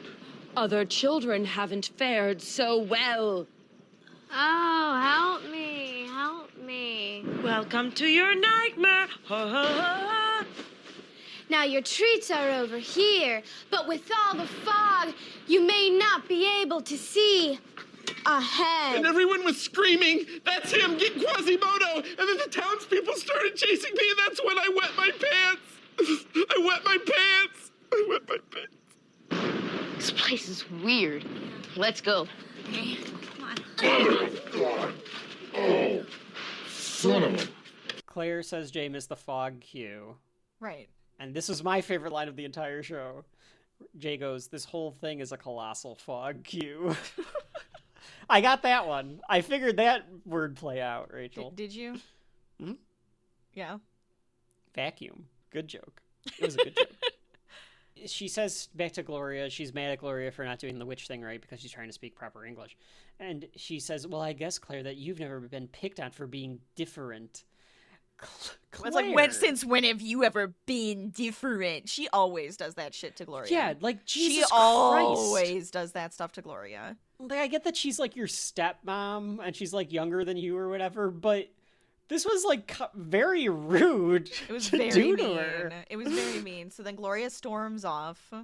Okay, I gotta talk about this. And I don't remember a lot of Modern Family episodes, but it was reminding me like, oh, I remember Modern Family got very routine and very lazy, in my opinion. Okay, go ahead. This is very lazy because the solution to two of these plots is exactly the same. With the wife running off and the husband following her and making everything okay. But that's what happens Jay and Phil twice. do always. But Jay and Phil are always the ones that like bring the family back together and help make it better and come up with like their dad-isms. So it's like the modern dad Phil and the old time dad Jay. All right, And I they're guess working with their family. I think that's the whole point, but I think that they always do that. That's why there's all those Philisms. All right, I guess Rachel is making it okay. So if you want to take Rachel's side on this, I'm fine with that. I'm just looking at it like this was the exact same thing. And I guess you could also be like Phil learns from Jay. So like Right. Jay does it, so then Phil's like, I'll do what Jay did. Yeah, because I like, don't know Jay's if we the ever patriarch. have like stuff where Phil really had like a good family. Yeah, he had what's his name? Oh my god, his his dad. dad. I forgot his dad is so perky. I forgot. I can't remember his name. I can't remember his name, but I know who you're talking about. It just popped in my. Never Yeah, mind. Best in Never Show mind. and all that yeah. stuff. Yeah. Mm-hmm. Cam says he's going to go. Well, first we have the glorious story where he actually comes out. Yes. Yes. You just wanted to bitch about it. Go on. So yes, Jay follows her and he says He tells her the story about when he tells like, her the first story of heard meeting her. him. Yeah. Yeah. So he was in a diner and he heard this woman's voice and he fell in love with her voice without ever even seeing her. Yeah. And then he 'Cause saw she was her. so and- live. and he- It was like alive and just Yeah. exciting. Yeah.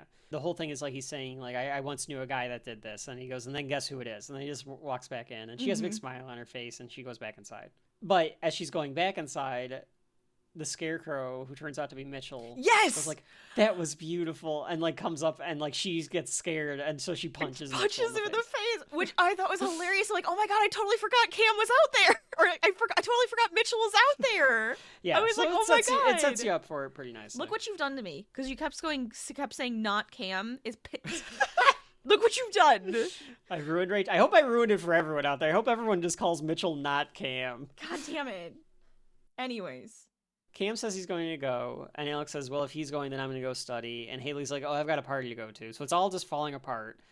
And Claire says, you know what? Fine. Forget it. She does the mom thing, right? She's like, okay, fine. Well, that's fine. That's fine. Forget it. And storms off. And then she comes back in and goes, you know what? No, I'm not done. Yeah, so she's like, you know what? No. Because it's not fair. Because it's So what she says is that we do the Colombian fireworks for Christmas. The gays get to do their Thanksgiving, right? And their new crazed turkeys. She goes, but Halloween is supposed to be my thing. Halloween is supposed to be her thing, and they're ruining it for her, and she just wants to have this one thing. And she goes, I know it's crazy, but it's just the one thing that I've always liked. And she's like, it's my holiday, and I just want to do it my way. And she storms off. We don't always have to do things your way. That would be my answer. Now, I get it, because she's had the rest of the holidays co-opted by the rest of these people. But I was just like, all right, Claire, come on. But I get it. I don't know. I don't think you do, because you're saying fuck you to Claire when she's upset because she was just hoping to have like a fun haunted house and everybody agreed to help her. And then they're all acting like assholes. I guess you're right, because they all agreed to help her. Yes. But in my other point, but the way I'm thinking of it too is like, but you're like kind of forcing them to do this too, a little bit. Oh yeah, sure. There could be some force, but at the same time, everybody needs to grow a fucking backbone and say no, and just say no. Yeah, or if you her know and Phil that you're can do this. Her, Phil, and Luke and Manny could do it by themselves. They only and maybe Haley, because Haley was like, yeah, this is fine, I'll do it. I don't care. Haley seemed to be okay with doing it. Yeah, they could do it themselves for a little while, and the rest of them don't have to be a part of it. Just saying. No, you're right. And if the others expect her to go along with their stuff at their holidays that they host, then she should get to do her stuff at her house. Reciprocation. I'm just being, I'm being tongue in cheek. Oh no, because she's a big pain in the ass too. She's a huge pain in the ass. She's a pain in the ass throughout the series. But that's besides the point.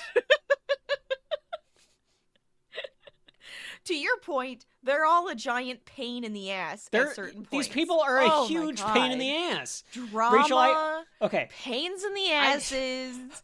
Family. Phil goes out to talk to Claire. Cam with a great line.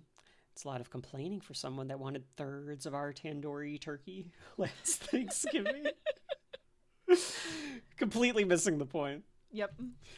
She tells Phil that you're kind of stuck with me, because he says like, I'm a little, I was worried because of all the stuff that happened with the neighbor. And she's like, despite what you just saw in there, you're stuck with me. More kids come. Claire says, you know what? Let's just leave a bowl of candy out. We'll get some wine and we'll just like call it a day. The family though does it out of obligation, and because Claire made them all sad.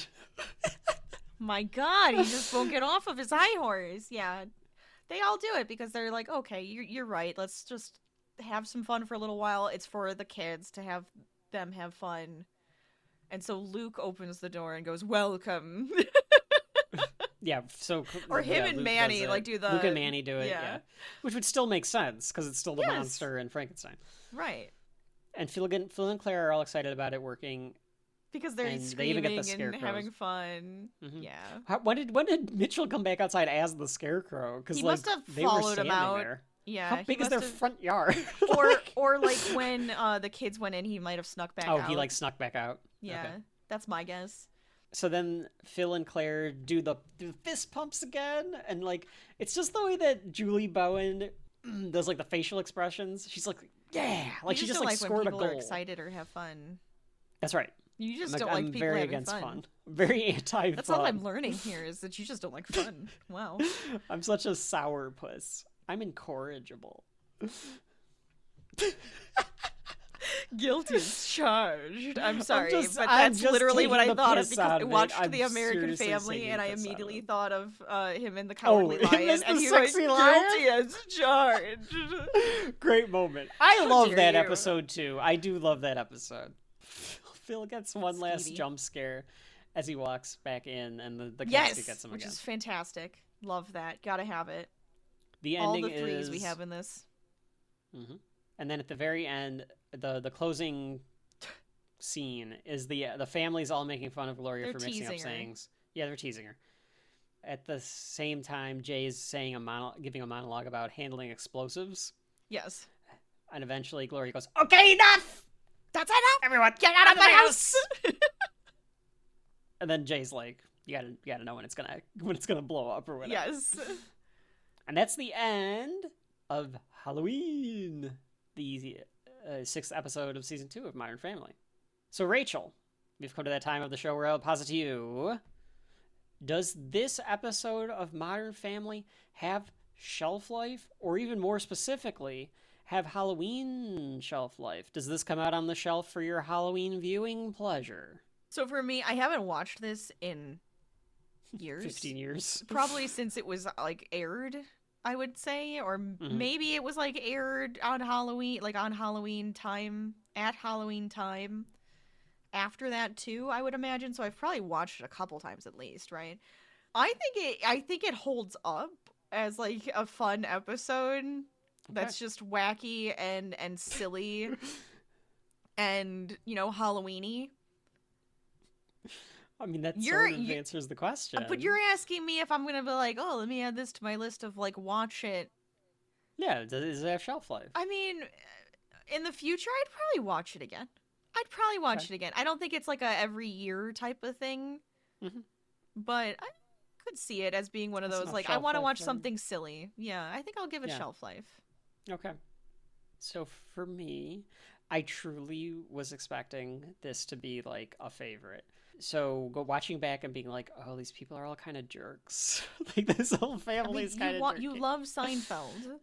No, I do. It's just... And they are horrible people. Here's the difference. The Seinfeld people know they're bad. I know, but these people you can make fun of. You can still make fun of them for being stupid and, like... Yeah, I guess if you take that things. tone to it, I guess if you turn like, it oh my on god, yeah, the Modern Family, let's make fun of them because they're idiots. Like, I guess another part of the difference is that you're supposed to, like, love them. Like, I mean, they are charming, though.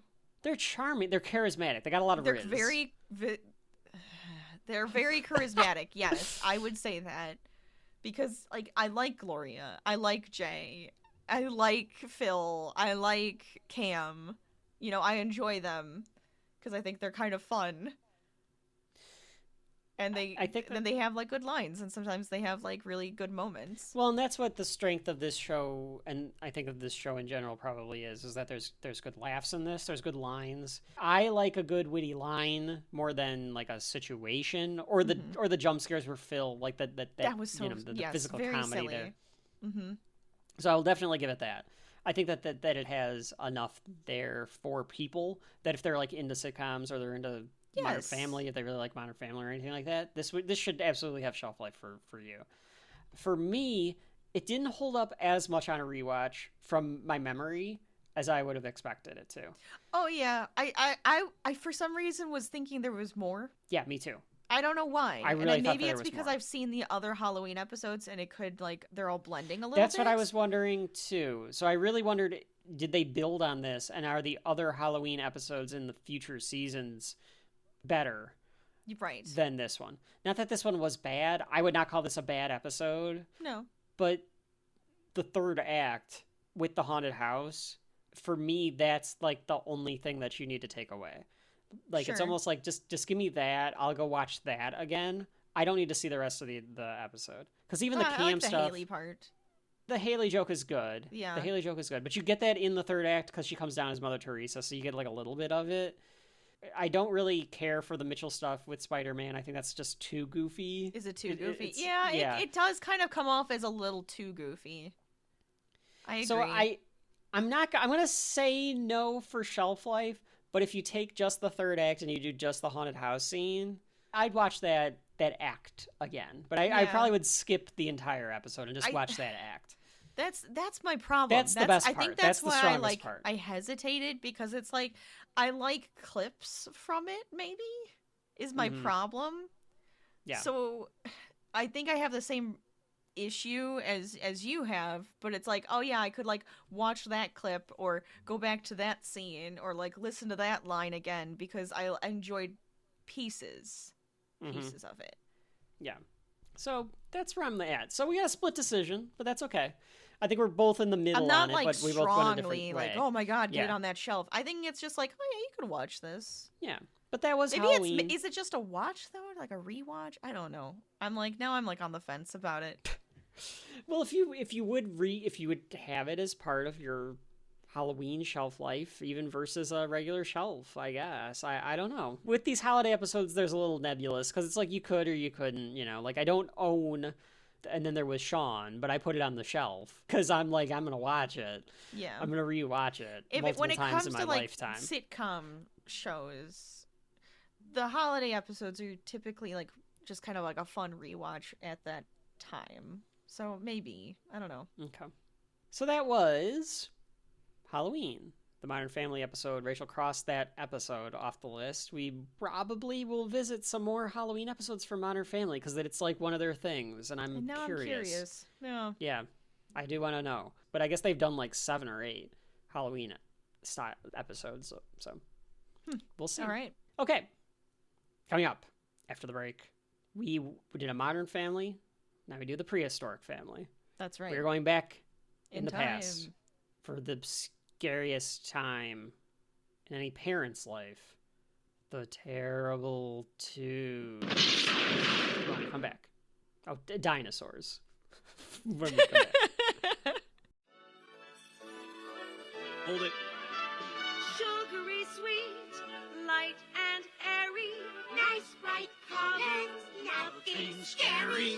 Love candy, love candy. Candy, candy, happy fluff. Candy, twice the sugar. Love candy, twice the sugar. Have you tried new cocoa fluff? Sugar. More sugar. Favorite, twice the sugar. Yum. Can I have some more, Mom? I don't know what Some any of salt. this are- Salt? Why is there a bag of salt? Oh, so you can make like a little salt circle. You could also put it down and you can see if they walk through it, Get some footsteps. If they don't, But it's what- probably a wraith. What the hell's a wraith? They don't have footprints, They kind of float. Well, more. why would any ghost have footprints? They're ghosts. But you can see where they're walking. I don't know. I don't know a lot about this stuff. I just like to dabble. I dabble. I don't know what any of this equipment does. We have like a box full of it. It's just like this junk. Stand quite a bit, and I really don't think that we're going to catch anything. Well, you while never we're know. sitting in this. They told us podcast. which show to do first. I suppose. Through radio signals, it could have just been a coincidence, but Could have just been a coincidence. Okay, so I'm supposed to figure out. All right, hang on. I'm gonna put my headphones on real quick. My other headphones, the ghost headphones, on real quick. while yes, you, mess okay. with the... Yeah, all right. Can't are we really doing figure out a what's talk out of to this. them so you're like actually speaking to them Yeah. and stuff? Okay. That's what you told me to do. Well, yeah, you got to try to pick up. You talk and then they're quiet, so that's why you have to have the headphones on. Yeah. Right. Okay. Okay. I'm gonna be quiet, and then you just let me know if you hear anything on your end. Okay. Okay. Oh, great spirits of the haunted studio, what secrets do you keep? See, there's nothing there. I didn't hear anything anymore. Oh, okay. You could ask another question. What else am I gonna Maybe hear? we'll hear it back on the recording. It's. Oh, that's true. Because that's a thing that ghost people do. Do you think that our next episode that we cover will be on the shelf? Did you hear the knocking? Knocking? I just heard knocking. That's creepy. I don't hear it, but you hear it? I swore I heard knocking. Yeah, I hear it too. Yeah, there's more knocking. It's getting louder. What's Oh, wait, happening? Wait. Oh. Okay, all right. Hang on. I ordered a pizza. I forgot. Hang on one second. Kevin! I'll be right back. Oh, that's a really bad thing to say. You never say I'll be right back in horror movies. Okay. You never are supposed to say I'll got, be right back. That's a horrible thing to say too when we're in a scary place. Well, luckily this place isn't really haunted. I got pepperoni As and far jalapenos, as you know. so hopefully that you enjoy it. Ooh, I do like jalapenos. Okay. Good. Delicious. Yep. We're back. with the second half of our Halloween podcast of horror 2024, or podcast of horror 2. Dos. Ooh. One thing I want to clarify before we continue on, Rachel, Okay. is I was thinking about this. I was thinking about how harsh I was to Claire in Modern Family. Now, my opinion on the status of shelf worthiness of that episode does not change. I thought about this, and I understand a bit where Claire is coming from. Because I do get, if you set something up or you do something and you're expecting like people to join and enjoy it, and then they don't, I get that. I've done that before. It kind of sucks. It does suck. So I get where she's coming from. Yeah. I do think that she was poor in communicating that to the family. Sure. Well, I think she just it was like her last straw, and she just snapped type of thing, and she was trying to give them the benefit of the doubt, and then she's just like, you know what? This sucks.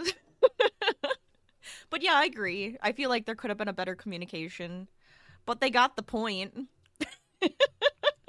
They got the point. My overall view still stands, but I'm giving Claire a little credit. I was a little too harsh. All right. Apologies, see, I saw that side. I was just like, oh. I felt like, oh, poor Claire is just getting it from Kevin right now. Yeah. You're so angry. I'm just so mad. It's because of the spirits or whatever. Yeah, that's definitely what it was. They're making you angry. That's right. Calm down, spirits. We're trying to have fun here. Enjoy this. Yeah, that's right. We were talking during the break, too, about, like, the different Halloween watches or spooky time watches that you've had. Oh, of course. Now, I don't remember if you've said this. Do you have a theme for this year? Because I know that you usually do, like, some sort of all-encompassing theme. That's true. I do like to theme or things. At least, like, you'll watch a bunch of stuff, but you'll be like, I'm going to try to find a bunch of werewolf shit or whatever. Right. Yes. Do you have any theme for this year? Do I have a theme this year? I guess it's kind of like found footage, maybe. Found footage. We watched weird. that one. It's like a found footage zombie, and then we're watching like found footage supernatural. I think you told me that. Found footage like witchy. So it seems kind of found footagey. I think on accident we kind of ended up doing that for the theme this year. I see. Are you gonna do like Paranormal Activity? Yeah, that was one of them. Yeah. Oh, really? Yes. That's technically a found footage. I thought with Poltergeist being our more Halloween episode that you do like a haunted house style. Yeah, but I guess Paranormal Activity is also the same that. Thing. Right. You know, you want like that haunted, supernaturally type of thing going on, which is it's fun for me. I like those. I've been trying to figure out what to watch for the spooky season, like what to other than the typical ones. My podcast list, which I know I've mentioned this on air before to our listeners, a bunch of podcast episodes from different podcasts that we like, that cover Halloween, fall adjacent things. And I always try to like get those all fun. In. Those are like one of my favorites in some of they're usually pretty good. Yeah. My list has gotten almost too big, so now I'm like at the point where like I think I'm on a 2-year, so it's like I'm gonna do this half one year and then the next half the next year. Oh, so now you're gonna have to start theming it. Yeah, I might have to start theming it a little bit. It's fun that way. I mean, or you could just extend. You know, you could go from a little into September. Yeah. And then maybe a little into November. It's still kind of spooky season, you know? Right. I listen to podcasts a lot when I drive or walk or bike, you know. So you just have to do more of that then, too. Can only do that so much. You have to mix it up. You have to have some music on, or I got to listen to fantasy advice and stuff. Oh, yeah, sure. See, I'm more of a, it's either going to be a podcast or a book. That's what I'm listening to. Right. Yeah. I mean, you got to change it up every once in a while. But I was curious because we didn't talk about that. But I was like, we didn't go over like what are we doing with our Halloween? What am I doing with my life? I think I might try to find some more haunted houses to watch now too. That could be kind of fun. Let us know what you guys are watching. What's your theme this year? Or do you not have a theme and you're just like everything? Or yeah, marathon. you have your typical. Do you have a marathon? The theme for Podcast of Horror 2024 is clearly families. It's families. It's all about family. It's all about family and how you come together in time of scary strife stuff. And you work together to overcome the scares. So, Rachel, with that being said, what is the second subject? Today we are going prehistoric family, where every child has to go through this phase. The terrible twos. Dinosaurs. Dinosaurs. Yeah, dinosaurs. The Jim Henson Workshop sitcom from the 90s that covered. It's so hard to explain what this is. Like, I love it. Like, do people know what? Do people Spoiler know what alert! Dinosaurs I is? love it. Do they know what Dinosaurs is? I don't know. I feel like I have to ask now. Yeah. So, like, folks at home, is this something of a certain age? Because for me, I own the entire series on DVD. For me, it was like, I'm watching Dinosaurs. It was on TGIF, I think. Mm-hmm. So I watched it every Friday night as a little kid. But I don't know if anybody remembers it necessarily. I feel like they've got to. But I feel like it's only if you're our age. So, like, that's why I'm wondering, like, do people watch it? It was a Jim Henson Workshop production with ABC and Disney, where it was a sitcom, but it was with animatronic dinosaurs that most of them look like lizards more than dinosaurs. Yeah. Animatronic puppet people in costume, dinosaurs. It's all of the above. And it was satirical. So like as a little kid I didn't get any of that. But there was a lot of like commentary and stuff that came along with it. It was kind of almost a parody of a sitcom too in certain ways. I think so. We're covering the Terrible Twos, which, Rachel, what is the Terrible Twos about, and what's your history with this particular episode of Dinosaurs? The Terrible Twos is about baby Sinclair turning 2 on his birthday. So hold on.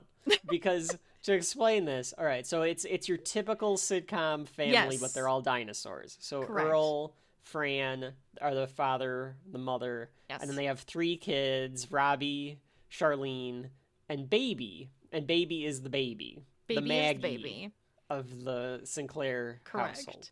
Right. And what we are prefaced with is that this child is going to go through the Terrible 2 phase, which is horrible and terrifying. Right. And we get to see what happens. Exactly. It's a 25-minute joke. There's one joke, and they do it for 25 minutes. That's correct. And in that way, also, it is a parody of The Exorcist. Yes, as well. It is. It is it's partial parody of Exorcist.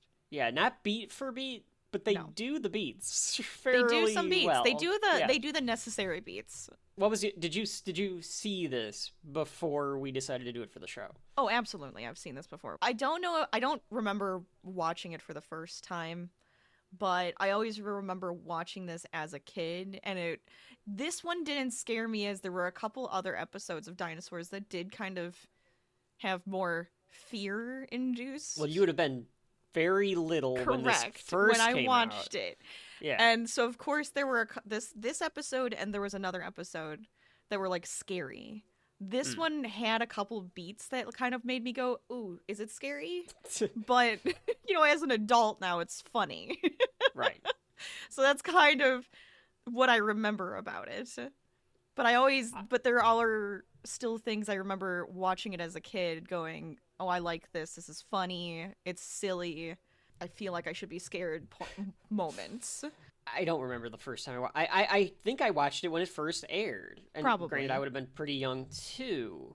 I feel like as a little kid watching it, it would have been scary. Like, I do think I was scared of this episode. Yeah. Not all just because, like, if you think about it, the way that they introduce the episode, with the disclaimer. That There's always got me as a little at the kid. beginning, like, oh god, this is gonna be scary. So you instantly Yeah, have that, 'cause like, you okay, I'm instantly are ready. like, okay, Tense. yeah, now I have my guard up because now they're telling me this is gonna be scary. So even though like it's almost a joke, It's a joke. that it's gonna be scary, like it still is almost like it's a one of those joke things... about disclaimers telling you something is going to like hurt you or scare you from a show. Right. But as a You took it to heart as a kid. Yeah, you like, yeah, it's actually going to be scary. Right. We will get right into it. This is 57th episode of Dinosaurs. Oh. Terrible yeah, I never thought about that. Debuted on July 13th, 1994. The way that they made this show is actually kind of fascinating. If anybody's seen like the Teenage Ninja Turtles movies, I don't know of a lot of other examples of this kind of technology being used where it's puppets, but like it's people in suits. So like the puppets, people are like controlling like the facial expressions at the same time. I guess for new stuff, the newest thing that came out with like animatronic people in costume, but they also have to have like eyes that blink and stuff, would be Five Nights at Freddy's. That's probably the newest and what people would actually be able to understand. Gotcha. Or a lot of kids these days. You know, kids these days with Five Nights at Freddy's. the show is fairly expensive because of the production value that needs to go into it, too. I think that's why it didn't last longer, because it was like one of the most expensive shows at the time to be able to make, even though it was popular for the time. It looks like I put the DVD in and I tried to see if it would upscale it. It didn't. It did not nearly as much as yeah, I don't think it would. The version on Disney Plus looks okay. Like they've actually kind of refreshed it up a little bit on there. I thought it looked all right. It was fine. As we said, with a disclaimer that says there's a dinosaur. Again, a lot of these dinosaurs look like lizards or shriveled frogs or something. Like, what dinosaurs is supposed to be? Yeah, these aren't feathered dinosaurs of what these are lizard. It's not even Jurassic dinosaurs. Park dinosaurs, though. Like, they're humanoid. They look like, they're humanoid, which I like that conceit. The universe that this place stays in is like dinosaurs are trying to go from, we had all of these rituals and we're kind of cavemen and we're like all this to like, we're actually supposed to be more modernized and we have all this technology. We're going to be more modern. Yeah. So it's like this bridge time, and a lot of the episodes deal with that kind of thing. We're like, there's mating rituals and there's this and there's that, and we have to kill off all of our old people or all the old dinosaurs and things like that. So it's dealing with all of that stuff, and it's trying to say like, no, we're getting into the modern times and things are changing. This is supposed to be what their world would look like, but it's all dinosaur sized. So like Earl's wearing a plaid t-shirt, but it's big enough to fit a dinosaur. Correct. Yeah. None of them wear pants. It's important to point that out. They Pooh Bear everything. It's because they have tails. Their bottom halves are kind of large. Yeah, they do have big bottoms. They have big bottoms. They're a bit pear-shaped, you know? These dinosaurs have big bottoms. Big bottom dinosaurs. And then I think there's an episode where they like explain that it's split. The two-legged dinosaurs live in like one country, and all the four-legged dinosaurs live in another country. Yes, I think I remember that. But she does have her neighbor is four-legged, and they're like that's like one of her best friends, isn't it? The Brontosaurus. Yes. Fran's best friend is Fran's Brontosaurus. best friend. Yeah. There are the specific Wikipedia for dinosaurs is actually pretty sparse. But if you look at what they all are supposed to be, because I was like, they all look different. So here is, according to Wikipedia, which I know everyone loves that we source, is what the dinosaurs are all supposed to be. So you got Earl. He's a megalosaurus. Is that a real thing? I thought that was fake. No, it's a real thing. Megalosaurus. A megalosaurus. It looks like it's in the family of T-Rex. Yeah, kind of weird looking though. It's got it's a little bit odder. Yeah, like a T-Rex family. Fran, who was an Allosaurus. Okay, yeah, that I feel like pans out. Again, same like family where it's like the little arms and thick legs, long tail. Robbie is a Hypsilophodon. Oh, interesting. Oh, because he's got the little spiky dudes. Yeah, because he has a mohawk. He has a mohawk. Because it was the early 90s, and he looked a little Bart Simpson-esque. And I love when he always has to, like, he flips them out of his face. Oh, yeah, flip them out of his face. Charlene is a protoceratops. Makes sense, because she's got, like, the triceratops look to her. Right. Baby is a megalosaurus. He's the same as Earl. Oh, he's the same as Earl, just the baby. Mm-hmm. Okay. And then do we meet any others? Oh, Ethel is in this. She's Ethel's in this. Edmontonia. Okay. Yeah, you can see it in the that head. One. Okay, it's the one that looks like it's got like a stone back, like it's a shield on the back. Yeah, which kind of makes sense because she does look like a turtle, but she always is in a wheelchair. She does look like a turtle. Whenever they had another character that wasn't one of the main characters, it was always like they had like a few regular dinosaur-looking puppets, and they would just be like, "Oh, this is another iguanodon. This is another T-Rex." Yeah. And then his boss. His boss he's a is Bowser. Triceratops. He does look like Bowser. Yeah. Yeah. Anyway, just to give you an idea of what some of these may look like if you've never seen the So the picture show. those dinosaurs, but humanoid. Wearing clothing. 1990s clothes, but only shirts. So it starts with a disclaimer, like we said. This dinosaur is sitting has behind glasses and a bow tie. He does, because he's a doctor. Dr. Elliot Piaget, famed child psychologist. So of course I went and looked up what this name was, or whatever they got this name, because I was like, you know, it's something. It's Dinosaurs. It's a reference because Howard Hand Up Me. I didn't get that love until Howard I was like Hand a Up teenager. Me. It's my favorite one. Howard Hand Up Me. He's a puppet. So I was like, get it? Because he's a puppet. So I knew that had to be a reference of some kind. And I looked it up, and in fact it is. I just typed in Piaget, and it turns out that is the name of a famed child psychologist from the 20th century, like the early 20th century. Jean Piaget, a child psychologist and developed child development. So a lot of the theories about child development and stuff stem from Jean Piaget. So okay. Elliot Gotcha, Piaget. gotcha. I don't know what the Elliot part is. I'm sure that's something else. At least it gives you an idea of why they would name this character Piaget when the whole theme of the episode is child development. Sure. Maybe Elliot's just a random name. I figured it was some other child psychologist. It like could it's probably be. Another last name of some other one. Folks at home, let us know Or if you know what first the name. reference is.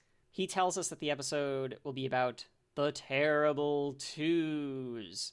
It's no day at the beach, so be warned. What you see may shock, appall, and scare the daylights out of you. As a little kid, like, I didn't get it, right? Like, I'm very little, and I'm like, oh shit, they're gonna try to scare me in this episode. This is gonna be a scary episode, yeah. And then immediately goes, but sit right back and relax and enjoy. Yeah, like, yeah.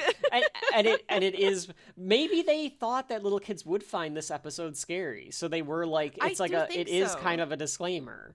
It's just like under the bed, monster under the bed, or when Robbie turns into a werewolf. To me, those are like episodes I can't believe that you remembered that one. I'm just saying those. There's another one with like the fridge. Is that the same one? I don't know. Anyways, there's a few episodes that I remember, little scenes that used to like scare me as a kid. They probably shouldn't, but they did because they had that like feeling. They bring you into that. Yes. Yeah. You're allowed as a kid to let them suck you into the feeling or the tone. Let them suck you into it. Yeah. So even if it's funny, it's going to be like, oh, this has a little bit of a chill, scary. I'm like, somebody has to watch this with me when I'm a kid. We go to the show proper, and Fran is finishing frosting a cake, and her mom, Ethel, enters.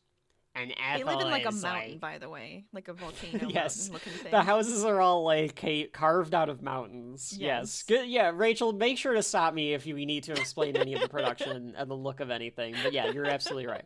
Because that's how I always. The house is as big as a cave for a bunch of dinosaurs to live in. Yeah. Like it's the same equivalent of a house size for humans. Like everything is just bigger.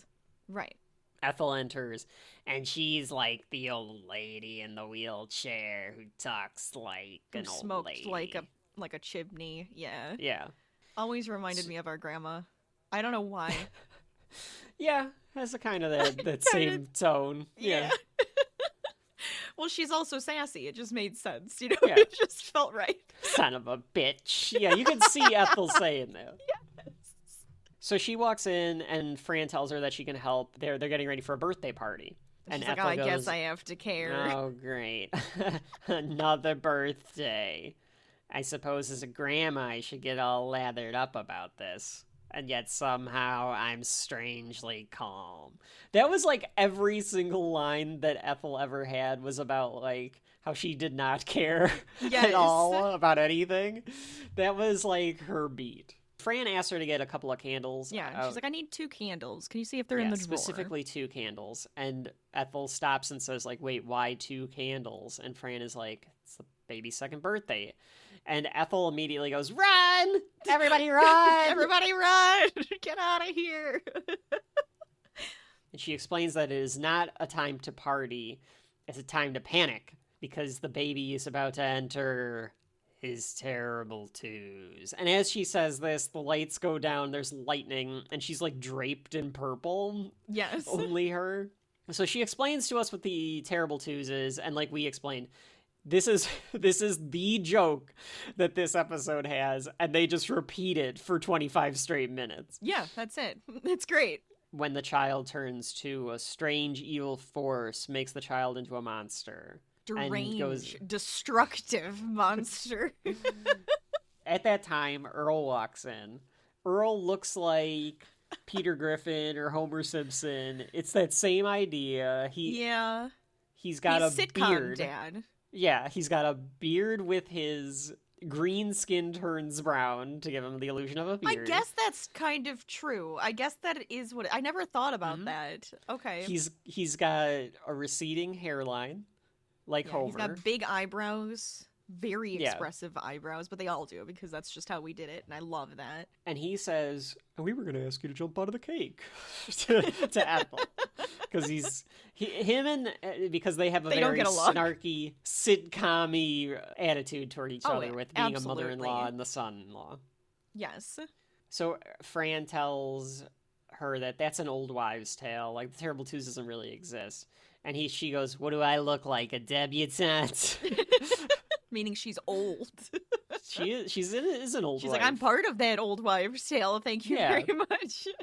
So then she asks Fran and Earl to try to think back to when Robbie and Charlene turned 2. Yes. And Fran says that she can remember finishing the icing on the kids' cakes. And it seems like it's about to go into like a memory. Into and a then flashback. she goes, and then he was 3. Yeah, she can't remember anything about the year. So then Earl tries, and Earl goes, I was stealing some icing from Robbie's cake, and then it was this morning. Did I miss anything? So he's an idiot. He's an idiot sitcom dad. He's a bit of a buffoon. And Ethel ends it by saying, be afraid. Be very afraid. And her voice kind of like echoes and stuff. Yes. Again, honestly, she could have played Tangina. She could have played Tangina. I'm just saying. They could have mixed this with Exorcist and Poltergeist. You are absolutely right. She could have been Tangina. Yes. Man, that's a great idea, actually. And I wonder if there's an episode of Dinosaurs where they do have a little bit of a poltergeist. I don't remember there being one.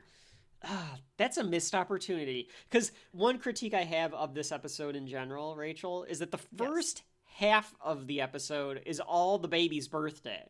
Right. And, man, you could have done The Exorcist, then Poltergeist. Oh, absolutely. With her as Tangina, and it would have worked. Now I'm upset because that would have been now you want more. As a little kid, I would have actually found this kind of foreboding. Again, like I was a scaredy cat child. I'm a scaredy cat what's adult. Gonna happen? And I would have been like, "Ooh, that like chilling," you know, like she's telling you to be afraid.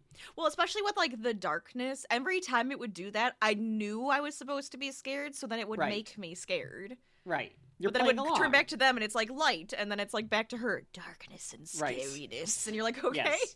Yes. They sing "Happy Birthday" to the baby, the real "Happy Birthday" song, even. Yes. So So we can't play that in our podcast. We can now. I think it hit public domain. We can. Mm-hmm. Happy birthday, baby. But at the time, it didn't.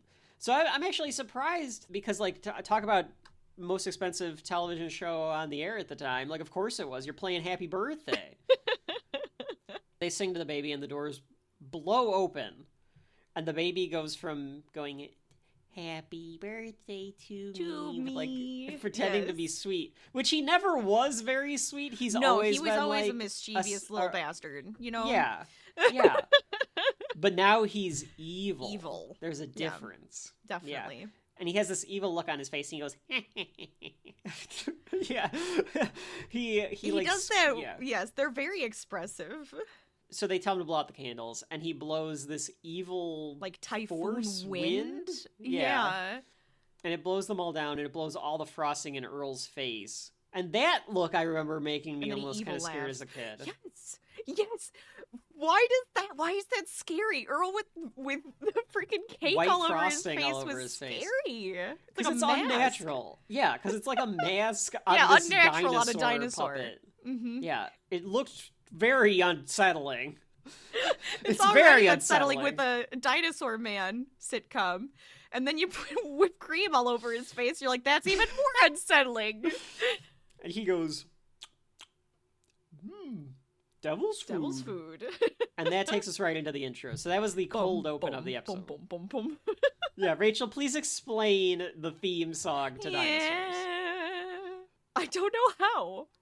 It starts off with like, we're going to see like actual dinosaurs in the forest, and it's kind of spooky itself, jungly, prehistoric vibe, yeah. And then it opens up with like a lot of drums and horns making like sounds, and then he's knocking down trees. Yes, and you see it from like pusher. the perspective of like the tiny creatures in the forest, his tail and everything. But then foreboding. Yes, very foreboding, and that's like its normal opening. Like, this is actually its normal opening. But then he opens the door and he goes, honey, I'm home. And it becomes... Yeah, and then they show, like, all of the... And it's very, like, silly and sitcom-y. Mm-hmm. And it shows scenes and all the characters and their names, and yeah. Yeah, it's giving you the idea that we're taking the big monsters, the giant lizard monsters, and we're putting them in this weird, wacky sitcom. And isn't that going to be silly? The music is great. I do love the song. It's a very memorable song. That's for sure. Like, it is such an odd thought. Jim Henson wanted to do a sitcom about dinosaurs. So he came up with the idea. So he must have been obsessed with dinosaurs, and he was like, oh, you know what would be funny? If there was a sitcom of dinosaurs. And that's all it was. That's all it takes, I think. I guess so. Yeah, I guess so. And until The Simpsons took off, everyone just thought it would be, like, a dumb idea. And then they just kind of said that, like, he just kept working on it until he died, and then they were able to, like, kind of actually do it. Sure. I guess it was just one of his things. He just thought it would be a good idea. If you think about it, and this was even way before this, you have, like, the Munsters, who are a monster sitcom. You know what? You're right. So, I mean, it's like one of those things where it's like you take something, and you're like, but let's put the silly twist of making it a sitcom. Yeah. Okay. Right? You know what? You're right, Rachel. That's actually a good idea. That's a good point. Take a high concept and pull it down into the sitcom world. Right. Yeah. Okay. So there is precedent here then. There is precedent. I kind of want them to bring this show back. I'm going to be honest with you. I would like them to bring this show back. Only if they keep the same feelings. With puppets, animatronics. It has to be that way. It has to be satirical and silly. We're bringing everything else back. Why the hell can't we have dinosaurs back? Could be the Lost episodes, and you could do it between the Lost ones. The time before the last episode. Because the last episode is supposed to be very poignant and very sad. By the way, this is your spoiler future. alert, but very, very dark. Yes. Baby is acting like a brat. At the same time, Earl is trying to put together his present, and he's telling Fran, because Fran comes in and is like, do you have that present ready? It needs to be done like now, because the toddler is screaming. But he's bouncing off the walls, quite literally. Right. Literally. Like a cutout of him. It does go back to him going, and then he bounces. And Earl says, these things don't put themselves together. Do they? Fran says, And she goes, oh, for $1 God's sakes. more, we could have had them put it together for us. Yeah, and A Earl whole goes, dollar. $1? So we get the idea that Earl is cheap, and he's putting it together himself, and it's a big hassle to put this thing together. Baby is demanding presents. I want presents! He's screaming. Yes. Robbie says his he has birthday. something that he made for him from shop class, but he isn't sure that he'd appreciate it right now. You have to suspend your disbelief a lot because, like, the present is like a little toy train, and it's like, why would dinosaurs have trains? Because they're civilized. Well, half of the time it's like, oh, they walk everywhere. Yeah. But they have entertainment that has trains, like how we have right. entertainment that has like UFOs. So That's a lot right. of it is that too, where it's like it's hard to tell if these things are real to them or if it's fantasy. Earl is putting together a toy car for Baby. It's Yeah. real. Just Yeah. saying. No, I get that. While he's going to get it, Charlene asks Baby if he wants to play a game, and Baby says, I have a game. Fetch Snooky. This And is she goes- Snooky, and it's like his toy, and then he Yeah. throws it and goes, fetch it. So Charlene goes to fetch Snooky, and her tail is up in the air. And Rachel, if you remember, the tail in one of the episodes for Charlene is like a puberty episode where like Yes. her tail came in, like her boobs Right. came in. So Baby kind of bites her on the boob here. That's a way. that's rude. You It don't is bite a rude. boob. You don't bite a tail. That's right. Her tail is up at the chair, and Baby breaks the fourth wall and looks at the camera and goes, and then evil, bites Charlene so on the he knows tail. we're there. Mhm. Yeah, he knows we're there, so he's even more evil. That's right. Because I Oh. feel like Baby breaks the fourth wall sometimes. I think in he other does episodes. break the fourth wall He's like the only sometimes. one who does, and maybe Yeah. so. Maybe this is all about Baby. I feel like I've seen Earl do it before too. Just that- but I just think that it's, like, look at the not camera? Quite. Yeah, Is like, this where looked The at Office got it? camera. Is Yes, this where they got the is gym look this at is the where they camera? stole it. Yep. This is where Modern Family got it from. This is the connect. We're making connections, people. Baby, of course, played by Kevin Clash, embattled puppeteer Kevin Clash. I think he's a predator. I think he is a sex pest. Oh, okay. No, that sucks. Or alleged sex pest. I might not be Oh. able to say full-fledged, but there you go. Robbie brings back a present. Baby rips open the packaging as quickly as possible, and like we said, it's a little toy train. Robbie even says he made little forks and spoons for the dining cart. So it must be a very elaborate little toy. And Baby takes a little toy hammer and begins to Yeah. smash it, saying, I want something from the store. Yeah, So because it's not screw even you gonna- and your homemade gift. I want a store-bought gift. What a brat. Fran decides, like, okay, we'll put on the Blarney birthday video. Blarney. Do you guys know what Blarney is a satire of? Some people might not. Our Well- younger audience probably doesn't. Okay, fine. Look, when I was a baby, when I was a kid, I was Rachel- obsessed Rachel with Barney. loved I Barney. loved Barney the dinosaur, who is a purple dinosaur, and he would sing songs, and I don't remember anything else that he, He was used only to do. purple for the first few seasons. Then he became, like, magenta. Did he? Yeah. They Yeah, made him the later brighter? seasons. Yes. The later remember seasons that. of Barney, he has a brighter color. Yeah, I'm boring. fairly I certain. like the purple. when Rachel was very little, they Probably opened terrible up twos. at probably at Universal Studios. They opened up at the park with Barney. I remember this. Like show. Yeah. And we went to Universal and we had to go to it. I remember Dad, who was probably younger, definitely was younger than I am now. And me standing in the back, like rolling our eyes, and you were just up there dancing along. Because Well, it's let like, it's me Barney. have some fun. You guys Yeah. could have left. You and Dad didn't have to be there. That's true. Why did Dad and I go in? We could have gone on some other ride or something. Exactly. How dare you make it seem like I forced you to be there when I just wanted to have fun. So Blarney in the Dinosaurs world is just Barney. It's just literally Barney the dinosaur. But it's like a very goofy dinosaur. Oh, yeah, he talks like this. It's kind of like a Sesame Street. Yeah, the way that they're showing it is like almost like a Sesame Street-ish. Puppets on dinosaurs even is more of a funny puppet. because it's like Yeah. more of a puppet. It's like a hand puppet. Yeah. The eyes are really like just dead eyes, just As I was watching this, Rachel, I got the idea that this was also another missed opportunity. Because they could have done Blarney is a caveman puppet. Yes.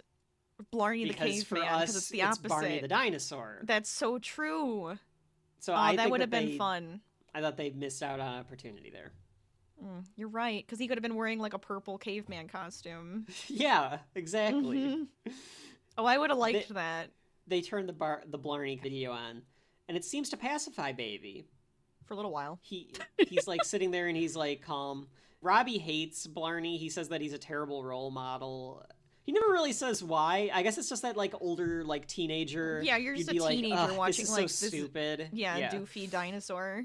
As Fran is saying, like, something about Blarney brings out the best in kids.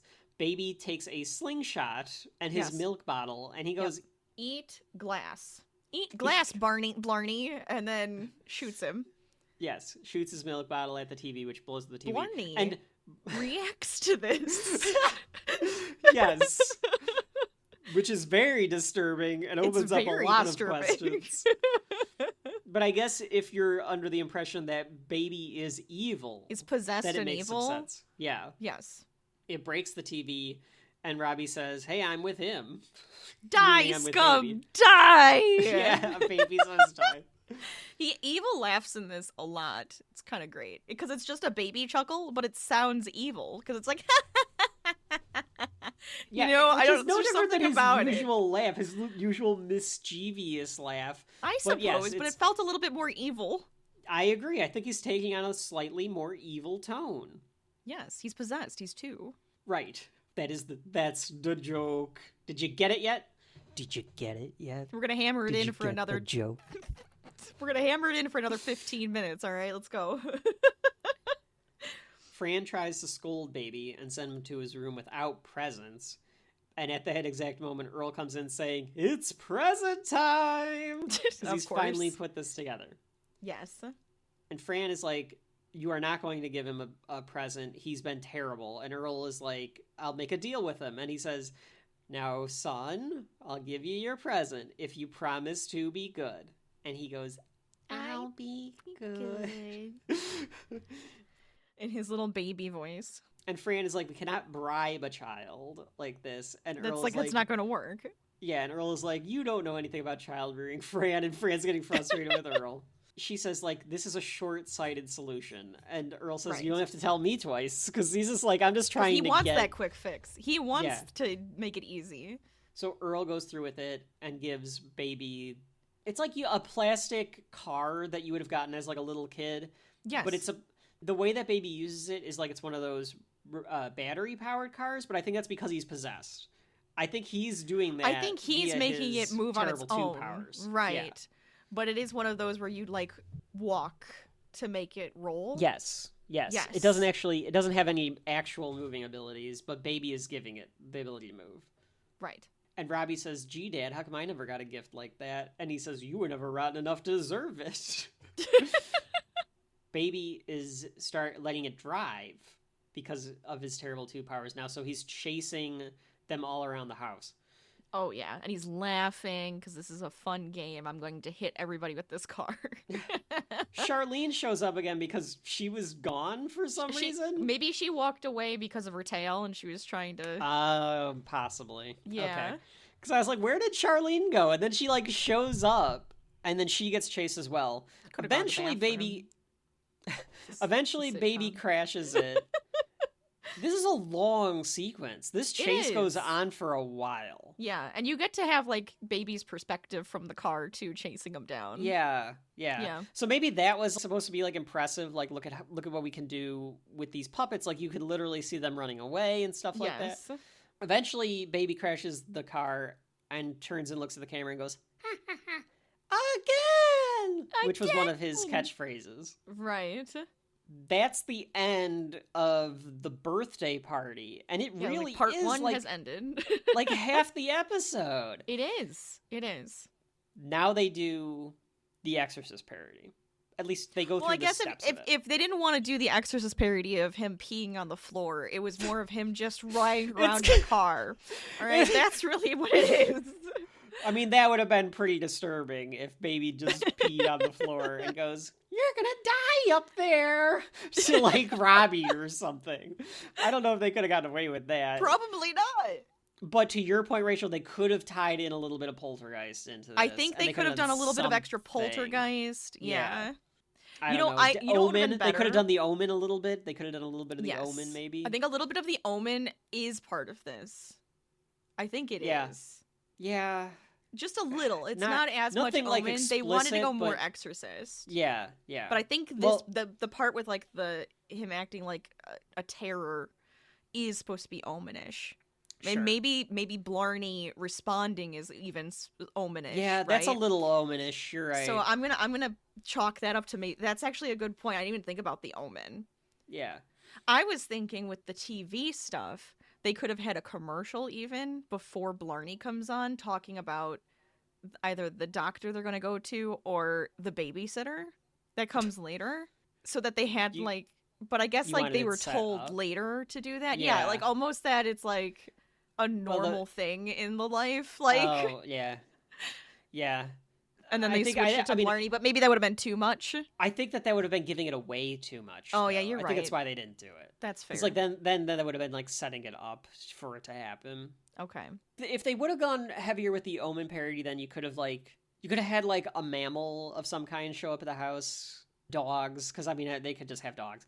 Like, why are all these dogs showing up to the house? And it's like, or like because, a weird little weasel character from the prehistoric times. And it's like, because the baby is like now that he's evil, it's like summoning the evil animals or like wolf howls or something. I don't know. Yeah. But like, you could have done a little bit more with the Omen or something like that. Mm-hmm. But they go Exorcist. They do that because, and I say that because, for those of you that haven't seen The Exorcist, and it is on the list, we've discussed it in multiple episodes. At some point we'll do it when we get the courage. The sequence of events that happens in that is when Reagan's mom thinks that something is wrong with her. They take her to a doctor. They take her to a pediatrician, and she has to go through all these tests, and they can't figure anything out. So then they have to go to a psychologist, and then they can't figure anything out there. So then they ultimately reside to like, well, maybe we have to think supernaturally. Mm-hmm. So that actually happens kind of in this episode. So they they take Baby to a doctor. And Earl, because this is another a callback to something that I think. Yes.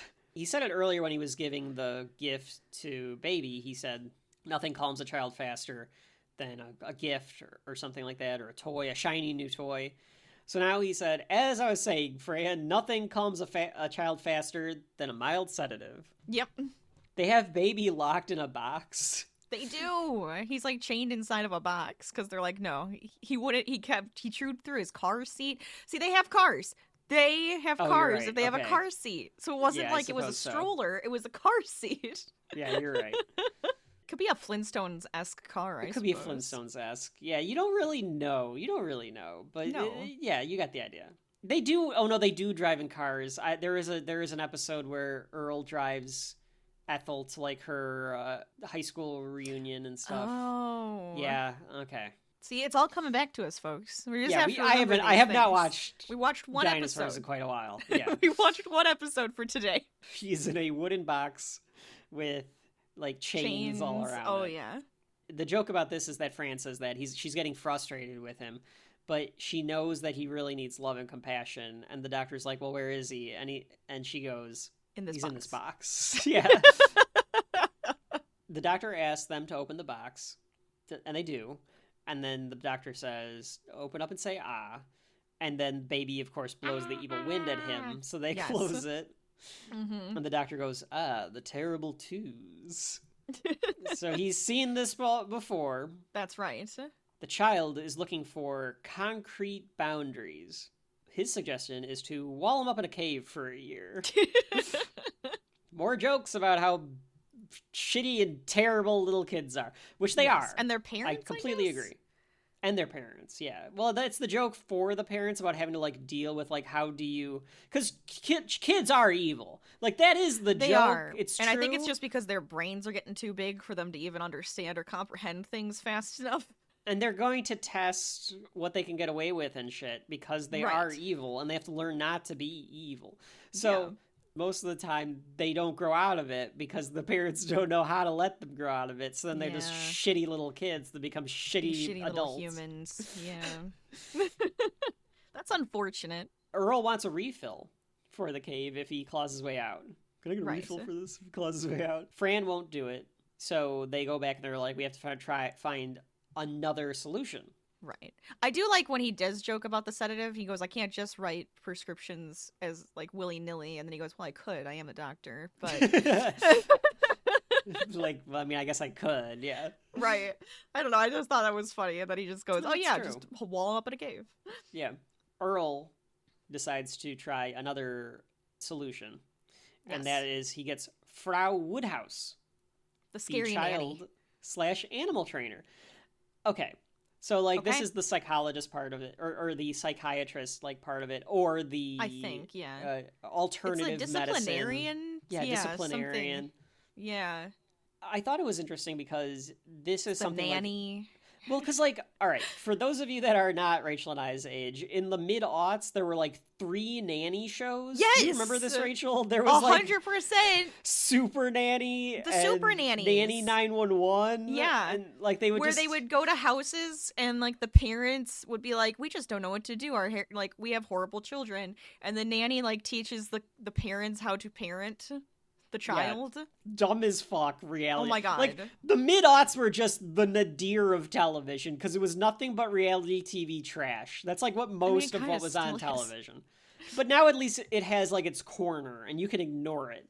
That's like true. At the time that was oh my god, it was just all everywhere. that was on. It was awful. So there were at least 2 of these nanny shows. Yeah. And I was like, this predates that by at least a decade.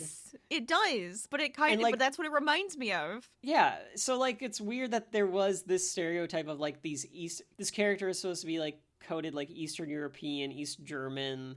Like, we are going to give her discipline, and you need to just whip him, and stuff like that. It's not being, like, gentle. It's like the gentle parenting, right? Yeah. It's instead of being gentle, it's like, no, you have to be harsh and you have to be like forward and forceful with what you want. Mm-hmm.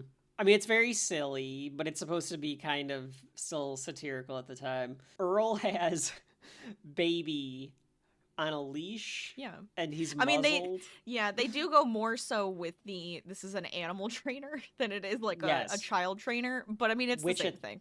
But at that point, then, I'm reminded of the South Park episode that takes place at least 10 years after this, where they do a parody of where Cartman's mom cannot get Cartman under control. Yes. So they bring in the nannies, and then she brings in Caesar Milan to train him like a dog. Right. And then that's the one that works. Of course. So it's weird because, like, hey, Dinosaurs kind of did all of that first. Like, had all of those jokes done already. Yep. The nanny is told to remove the muzzle from the baby's face. And Baby just goes, bah, bah, bah, bah, bah, and just starts shouting.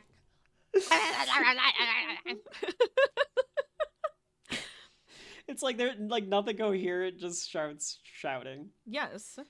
He bites Earl on like the ankle and then screams. Oh yeah, because she tells him tug on the leash, so he tugs and then he bites him. And then Baby, I guess, kind of gets loose. So then they all like run out of the house. That's right. In the meantime, the baby is eating stuffing out of a cushion on pillow. the sofa. Yeah, just like ripping it out like an animal. Yeah, like an animal. Yeah, like, and you never see, like, all of Baby, because Baby is, like, truly a puppet. Oh, he's truly the puppet, right. Yeah, so you just see, like, feathers flying and stuff like that. Mm-hmm.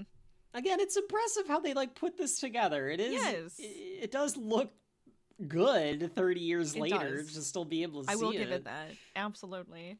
The set design and stuff, too, is fun. Just because of how, like, with the arches and it's all stone with it and, being like, a cave and leaves stone. Yeah.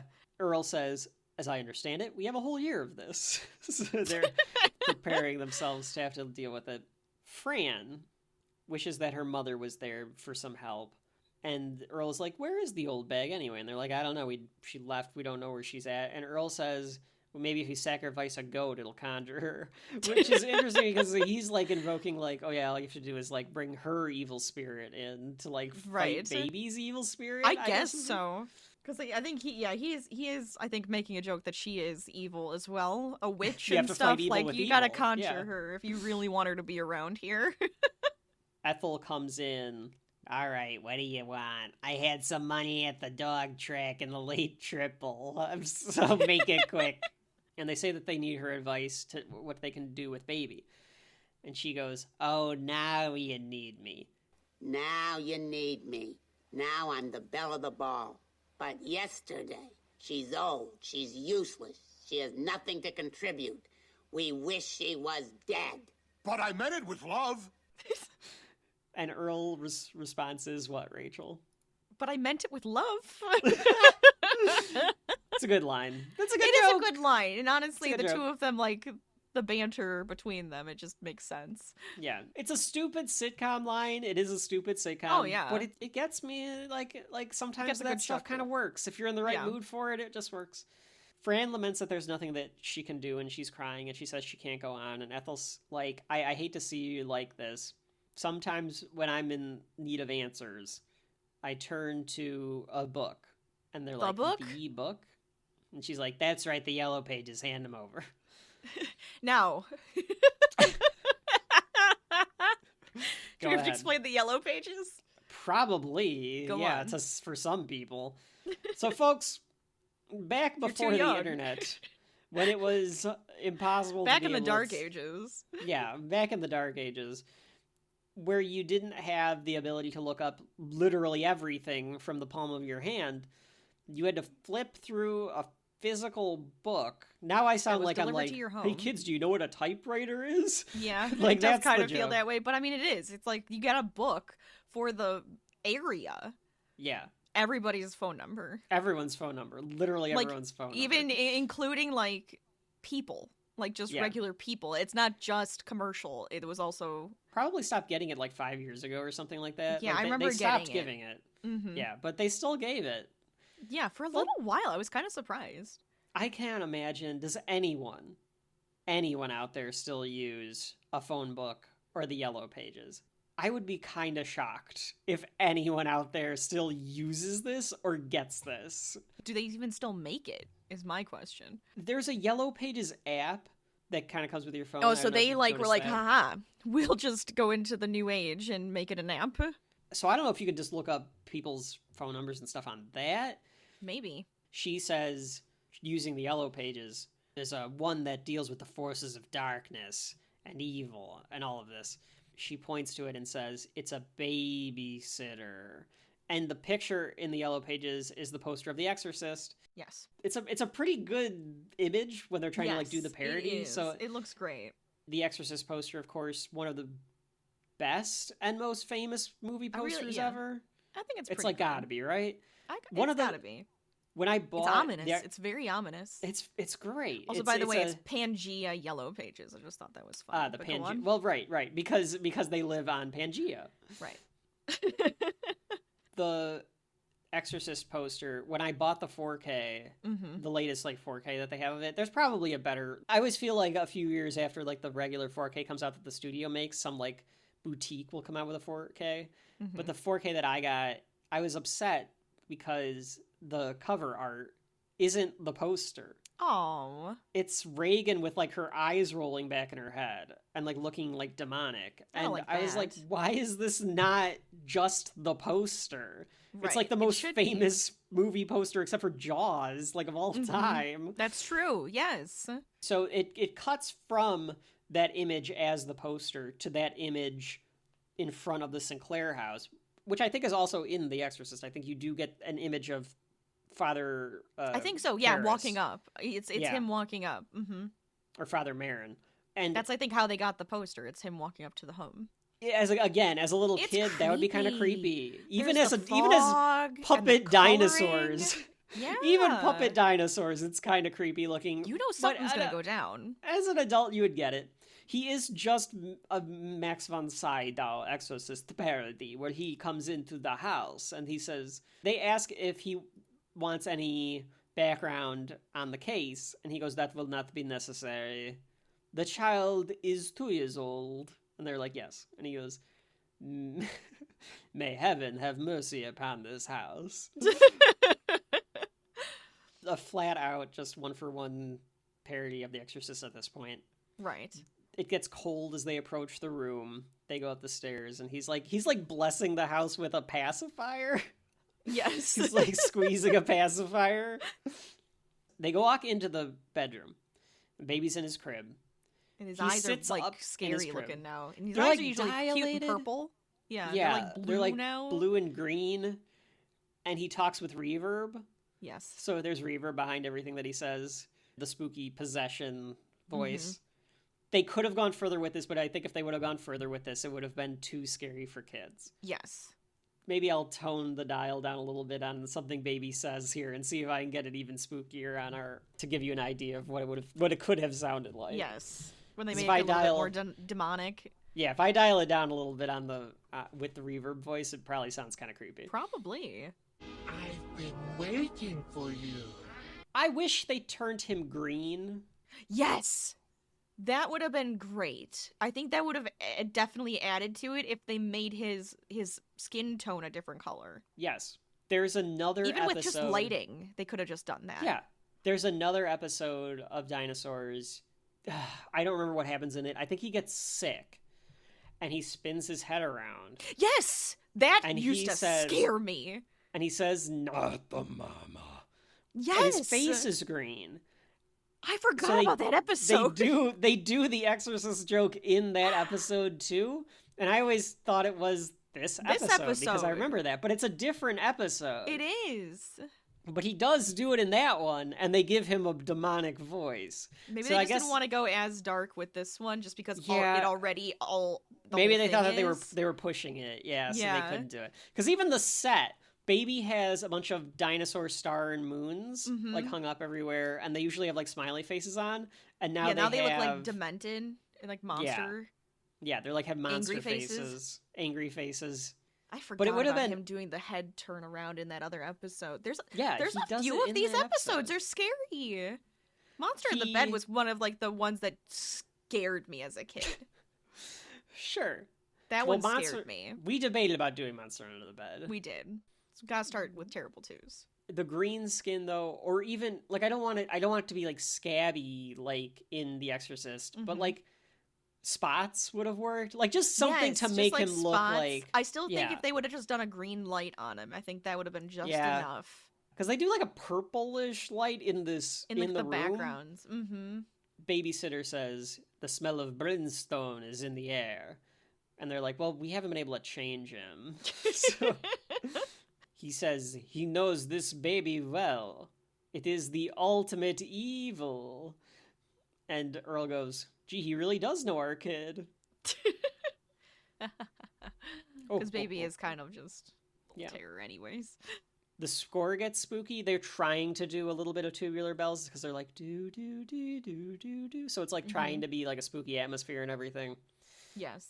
There's a little wind happening in the room too. There's a little wind blowing. So stuff is kind of just moving. The one thing I didn't like, and I know that they always do this on Dinosaurs, and I don't know if it's just Muppets, so they're like doing it to try to make effect, but they'll do a lot of head whips, and they'll have a little sound effect whenever a head whip happens. Oh, I never noticed the head whip sound. Okay. Yeah, maybe it's just the way he's just going back and forth. Yeah. Whips his head and says, "Did the child eat his dinner?" And they say no. Baby is like, "I want ice cream, I want cake."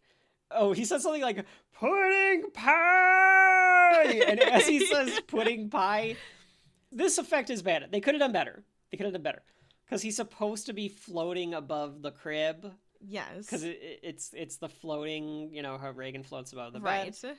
But you can't really you know what's happening. You can kind of tell. It's almost like he's strapped. It's kind of, because of the way his crib is more of like a seat. Yeah. It's like he's sitting in a chair and it's got his legs dangling. It's almost like it's kind of like keeping him inside of the crib. Yeah. And he's kind of like doing that little bit of like a float. Rachel's demonstrating effect. it. She's doing like exactly he's what he's doing. Woo! Yeah. I was just hoping that you could have gotten him so that he looked like he was literally floating in the room. You had him bouncing off the walls earlier, but I guess it wouldn't look as creepy if it was like an overlay. Yeah, you're right. So the baby begins to float. This was the first time I ever heard anything of the power of Christ compels you. Yes. This was the first time I ever saw anything Exorcist related. So as a little kid, I was like, this is terrifying. Yes, because it just is a satire of what happens in the movie. Because he says the child's will is too strong. Join me now. And they start chanting. Join me now. The power of rice compels you. The power of rice compels you. The power of rice compels you. The power of rice compels you. The power of rice compels you. And the baby comes back down and he pants, which even that is like creepy because he's like, yeah, that's creepy. The babysitter tries to cite scripture saying that it's not you who is bad, but it's the behavior. And as he says this, baby flings rice at him. Yes. And the rice hits him in the face, brushes it away. Right. That's your like pea soup and then brushing the pea soup away. But it's actually, if you go back and you watch that scene and then this scene, it's like spot on of like the timing of the rice like hitting him in the face. Just smacking him in the face. Yeah. Baby wants TV. And babysitter asks what his bedtime is, and it's past his bedtime. So then baby goes nuts. Yes, because he doesn't want sleep. It's not bedtime, no. And babysitter says, he will read from the bedtime book. And it's a green eggs and ham book. Not that book! It's a green eggs and ham parody called Blue Eggs and Toast. That's right. Because they want that the most. That's right. Baby causes the book to be set on fire. Yes. The captions say he's blowing raspberries at them, but it just sounds like he's like feral because he's going yeah, like through his lips. Yes. And the babysitter says that he needs a time out. And everything goes dark. The room starts to shake, and baby's like, I don't want a time out. Francis, I can't take this, Earl. And he tells them to leave and lock the door. Tells them to leave, close the door, and no matter what you hear, do not open that door. Fran thinks that they should be in there, and Earl's like, well, he's a pro. Like, he said, this is what he knows says what to he's do. doing. We have to listen to him. Yeah. Earl actually being kind of rational there with like... Yes. We have to let him do what he's got to do. He knows what he's doing. Yes. But then we start hearing banging on the door. Yeah, then there's banging on the door, and he's going, let me out of here! For the love of God, all that's holy, let me out of here! They don't, because they're like... He said not to. He said not to. And then you hear glass shatter. Yes. And then they go in. And they go, what happened?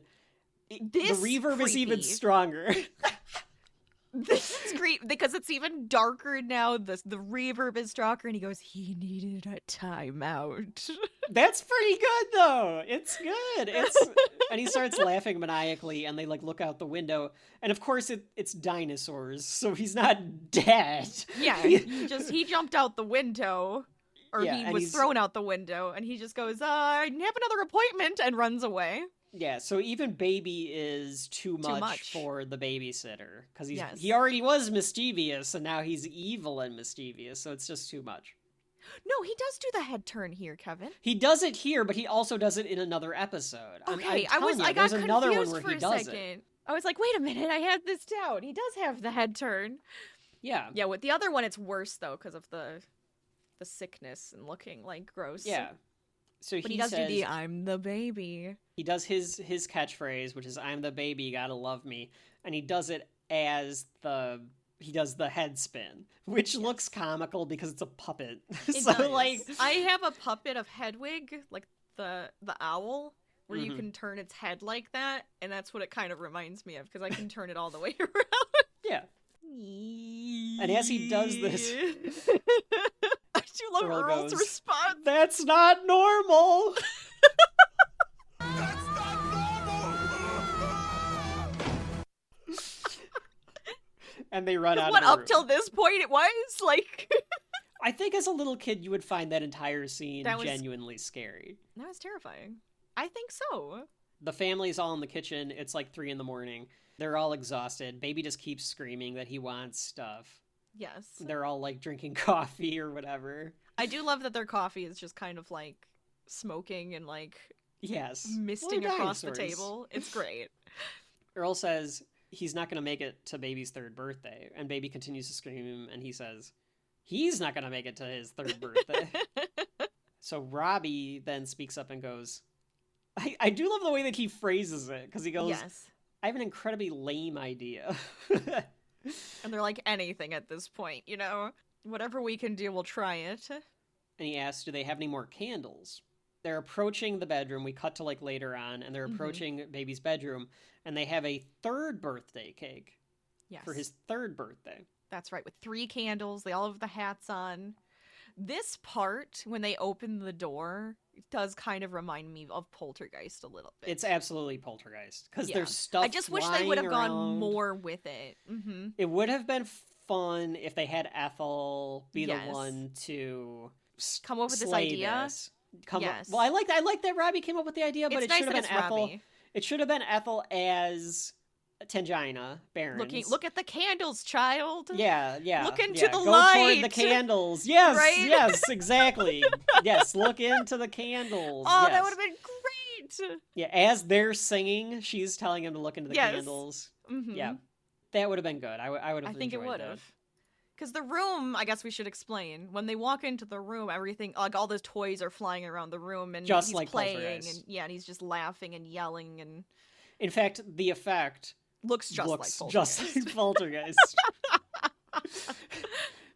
So 12 years later, they were able to perfect this for a television show about dinosaurs. Where at the time in 1982 was probably some breathtaking effect. They continue singing Happy Birthday as they walk into the room, and evil abounds everywhere. They don't stop singing. And when they're done singing, Baby is asking for gum. Yeah, I don't understand that. I want gum! Gum! Give me gum! Give me gum! I don't understand that. I don't know if it was just... Is gum evil? Is that what I'm supposed to learn from this? Maybe. Maybe gum is evil. They finish their Happy Birthday song. Lightning strikes. And Baby is back. His purple eyes the light are comes back. back on, and he goes, "Is it my birthday?" And they're like, "Yes, it's your 3rd birthday." And he's goes, like, "Oh, Mama, wow. not the mama." Yeah, like so he's All like coming sweet out of and his innocent. possession. Yeah, like it's not his. He's back to his usual little mischievous self. Little mischievous self, not evil. That's right.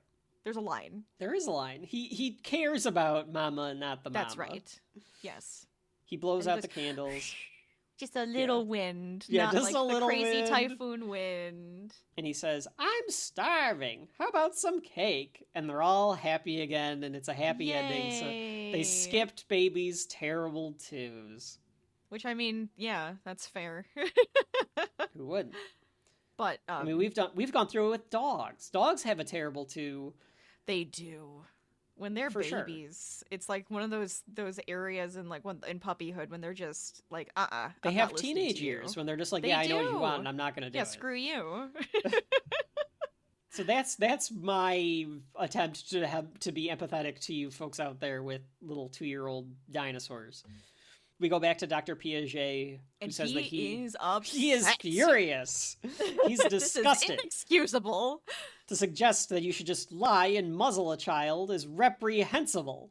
As he's saying this, and he's like, "I challenge the producers of Dinosaurs to, defend themselves For their The irresponsibility. This, dinosaur monster This guy comes puppet. back. Yes. Yeah, who's in other episodes. Yeah. Yeah, he's He like a comes in- gremlin-esque puppet. Like, he's supposed to be bigger than the other dinosaurs, but he's like Yeah. almost gremlin-looking to me. Yeah. With giant, like, devil horns. He comes in and he eats The doctor. the doctor. Yep. Do you think that they thought they were going to get backlash from this episode? From either muzzling Baby, which is like, it's almost like a cartoon. If it was like people. Maybe, if it was people, but... or do you think that they would have got backlash for it being scary, and that's why they did the ending I think it's a little bit of that, and a little bit of just making fun of parents who come after studios for TV shows. Sure. I think it's also that. They could have been like, we're making fun of how people react to people stuff. react to this. Mhm. Yeah. Or even like people reacting to like, oh, this was like a terrible example, or baby set a terrible example or something. Like, I don't know. Right. It just felt like one of those, like, are they trying to like have their cake and eat it too a little bit? But that is the end of the episode.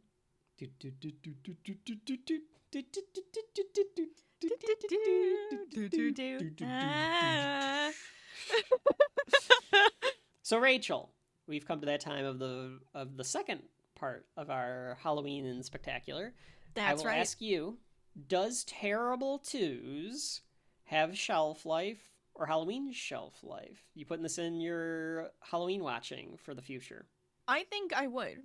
I would put this on the shelf. I feel like it holds up. It's a very silly, satirical dinosaur show, which is just fun in itself. It's just very silly, right? But I like how it looks. I like the story of and how just ridiculous it is. I do wish there was, of course, more Poltergeist or The Omen, like just add more scares to it to just go over that line. I'd push it a little bit more, but Yeah. I do like how crazy baby gets, and it's just kind of fun. And as a kid, it used to give me the creeps, and you can see why. You can see why. There's like parts where it's like, yeah, that would creep you out. This is a Halloween watch for you, even though it debuted in the summer. Yeah. Yeah, because it has those points. It has that theme to it. Yeah. I mean, for me, it is cute. I think that there's better dinosaur scary Halloween episodes out there. We've talked about it. The Wereman one from Robbie, right? Which I'd have to rewatch to know if that one's good or not. I can't remember. Monster Under the Bed, I think, is one of my favorites. Yeah. It's actually one of my favorite dinosaur episodes, probably. So I think that we'll probably end up covering that at some point. Mm-hmm.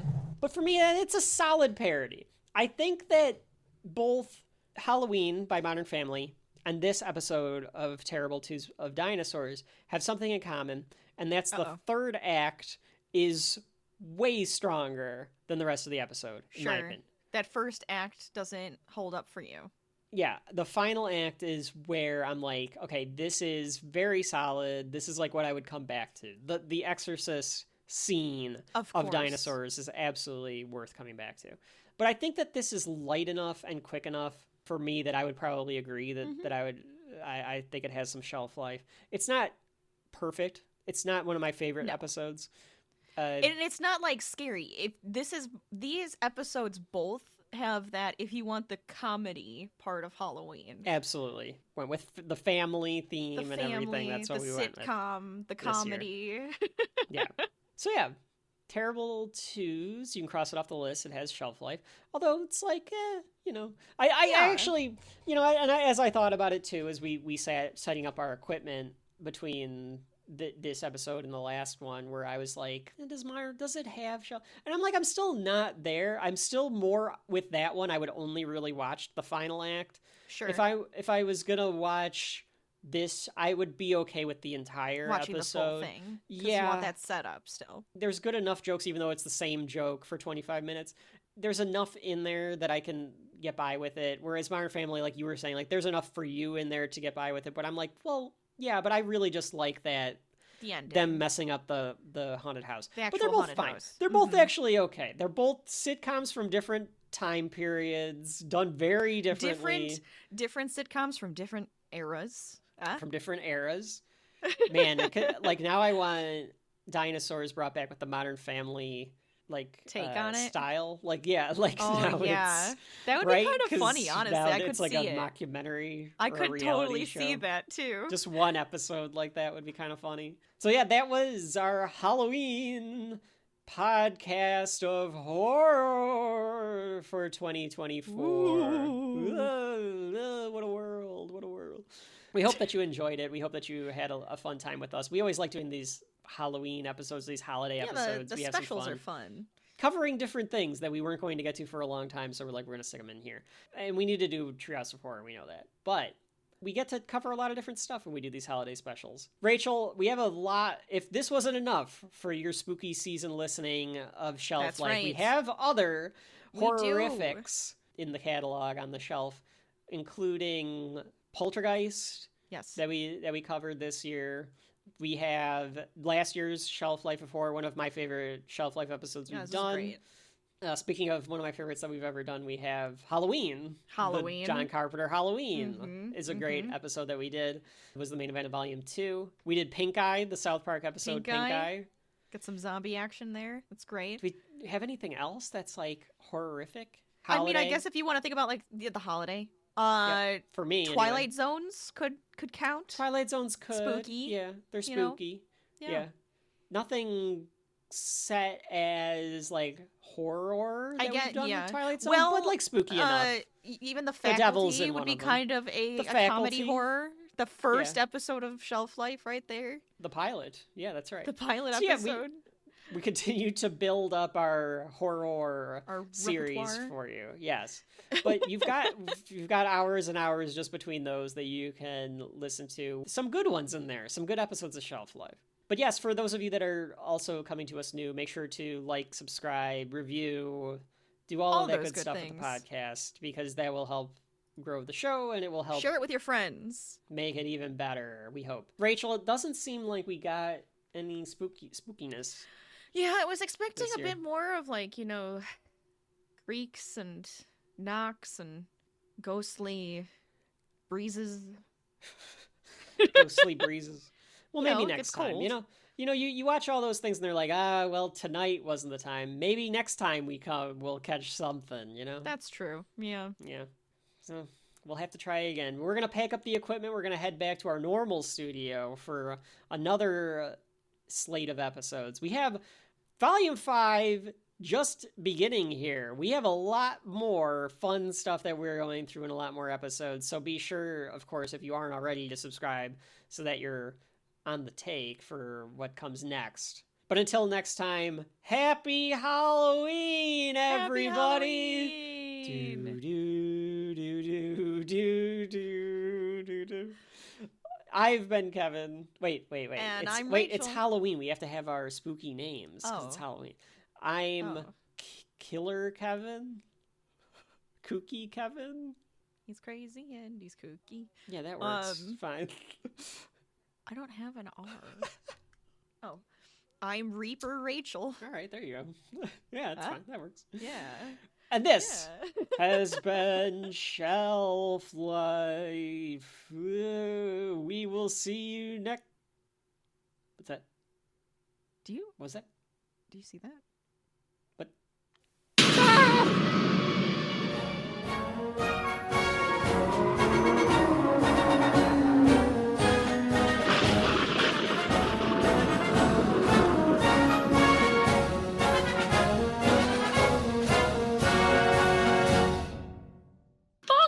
This whole thing is a colossal fog cue.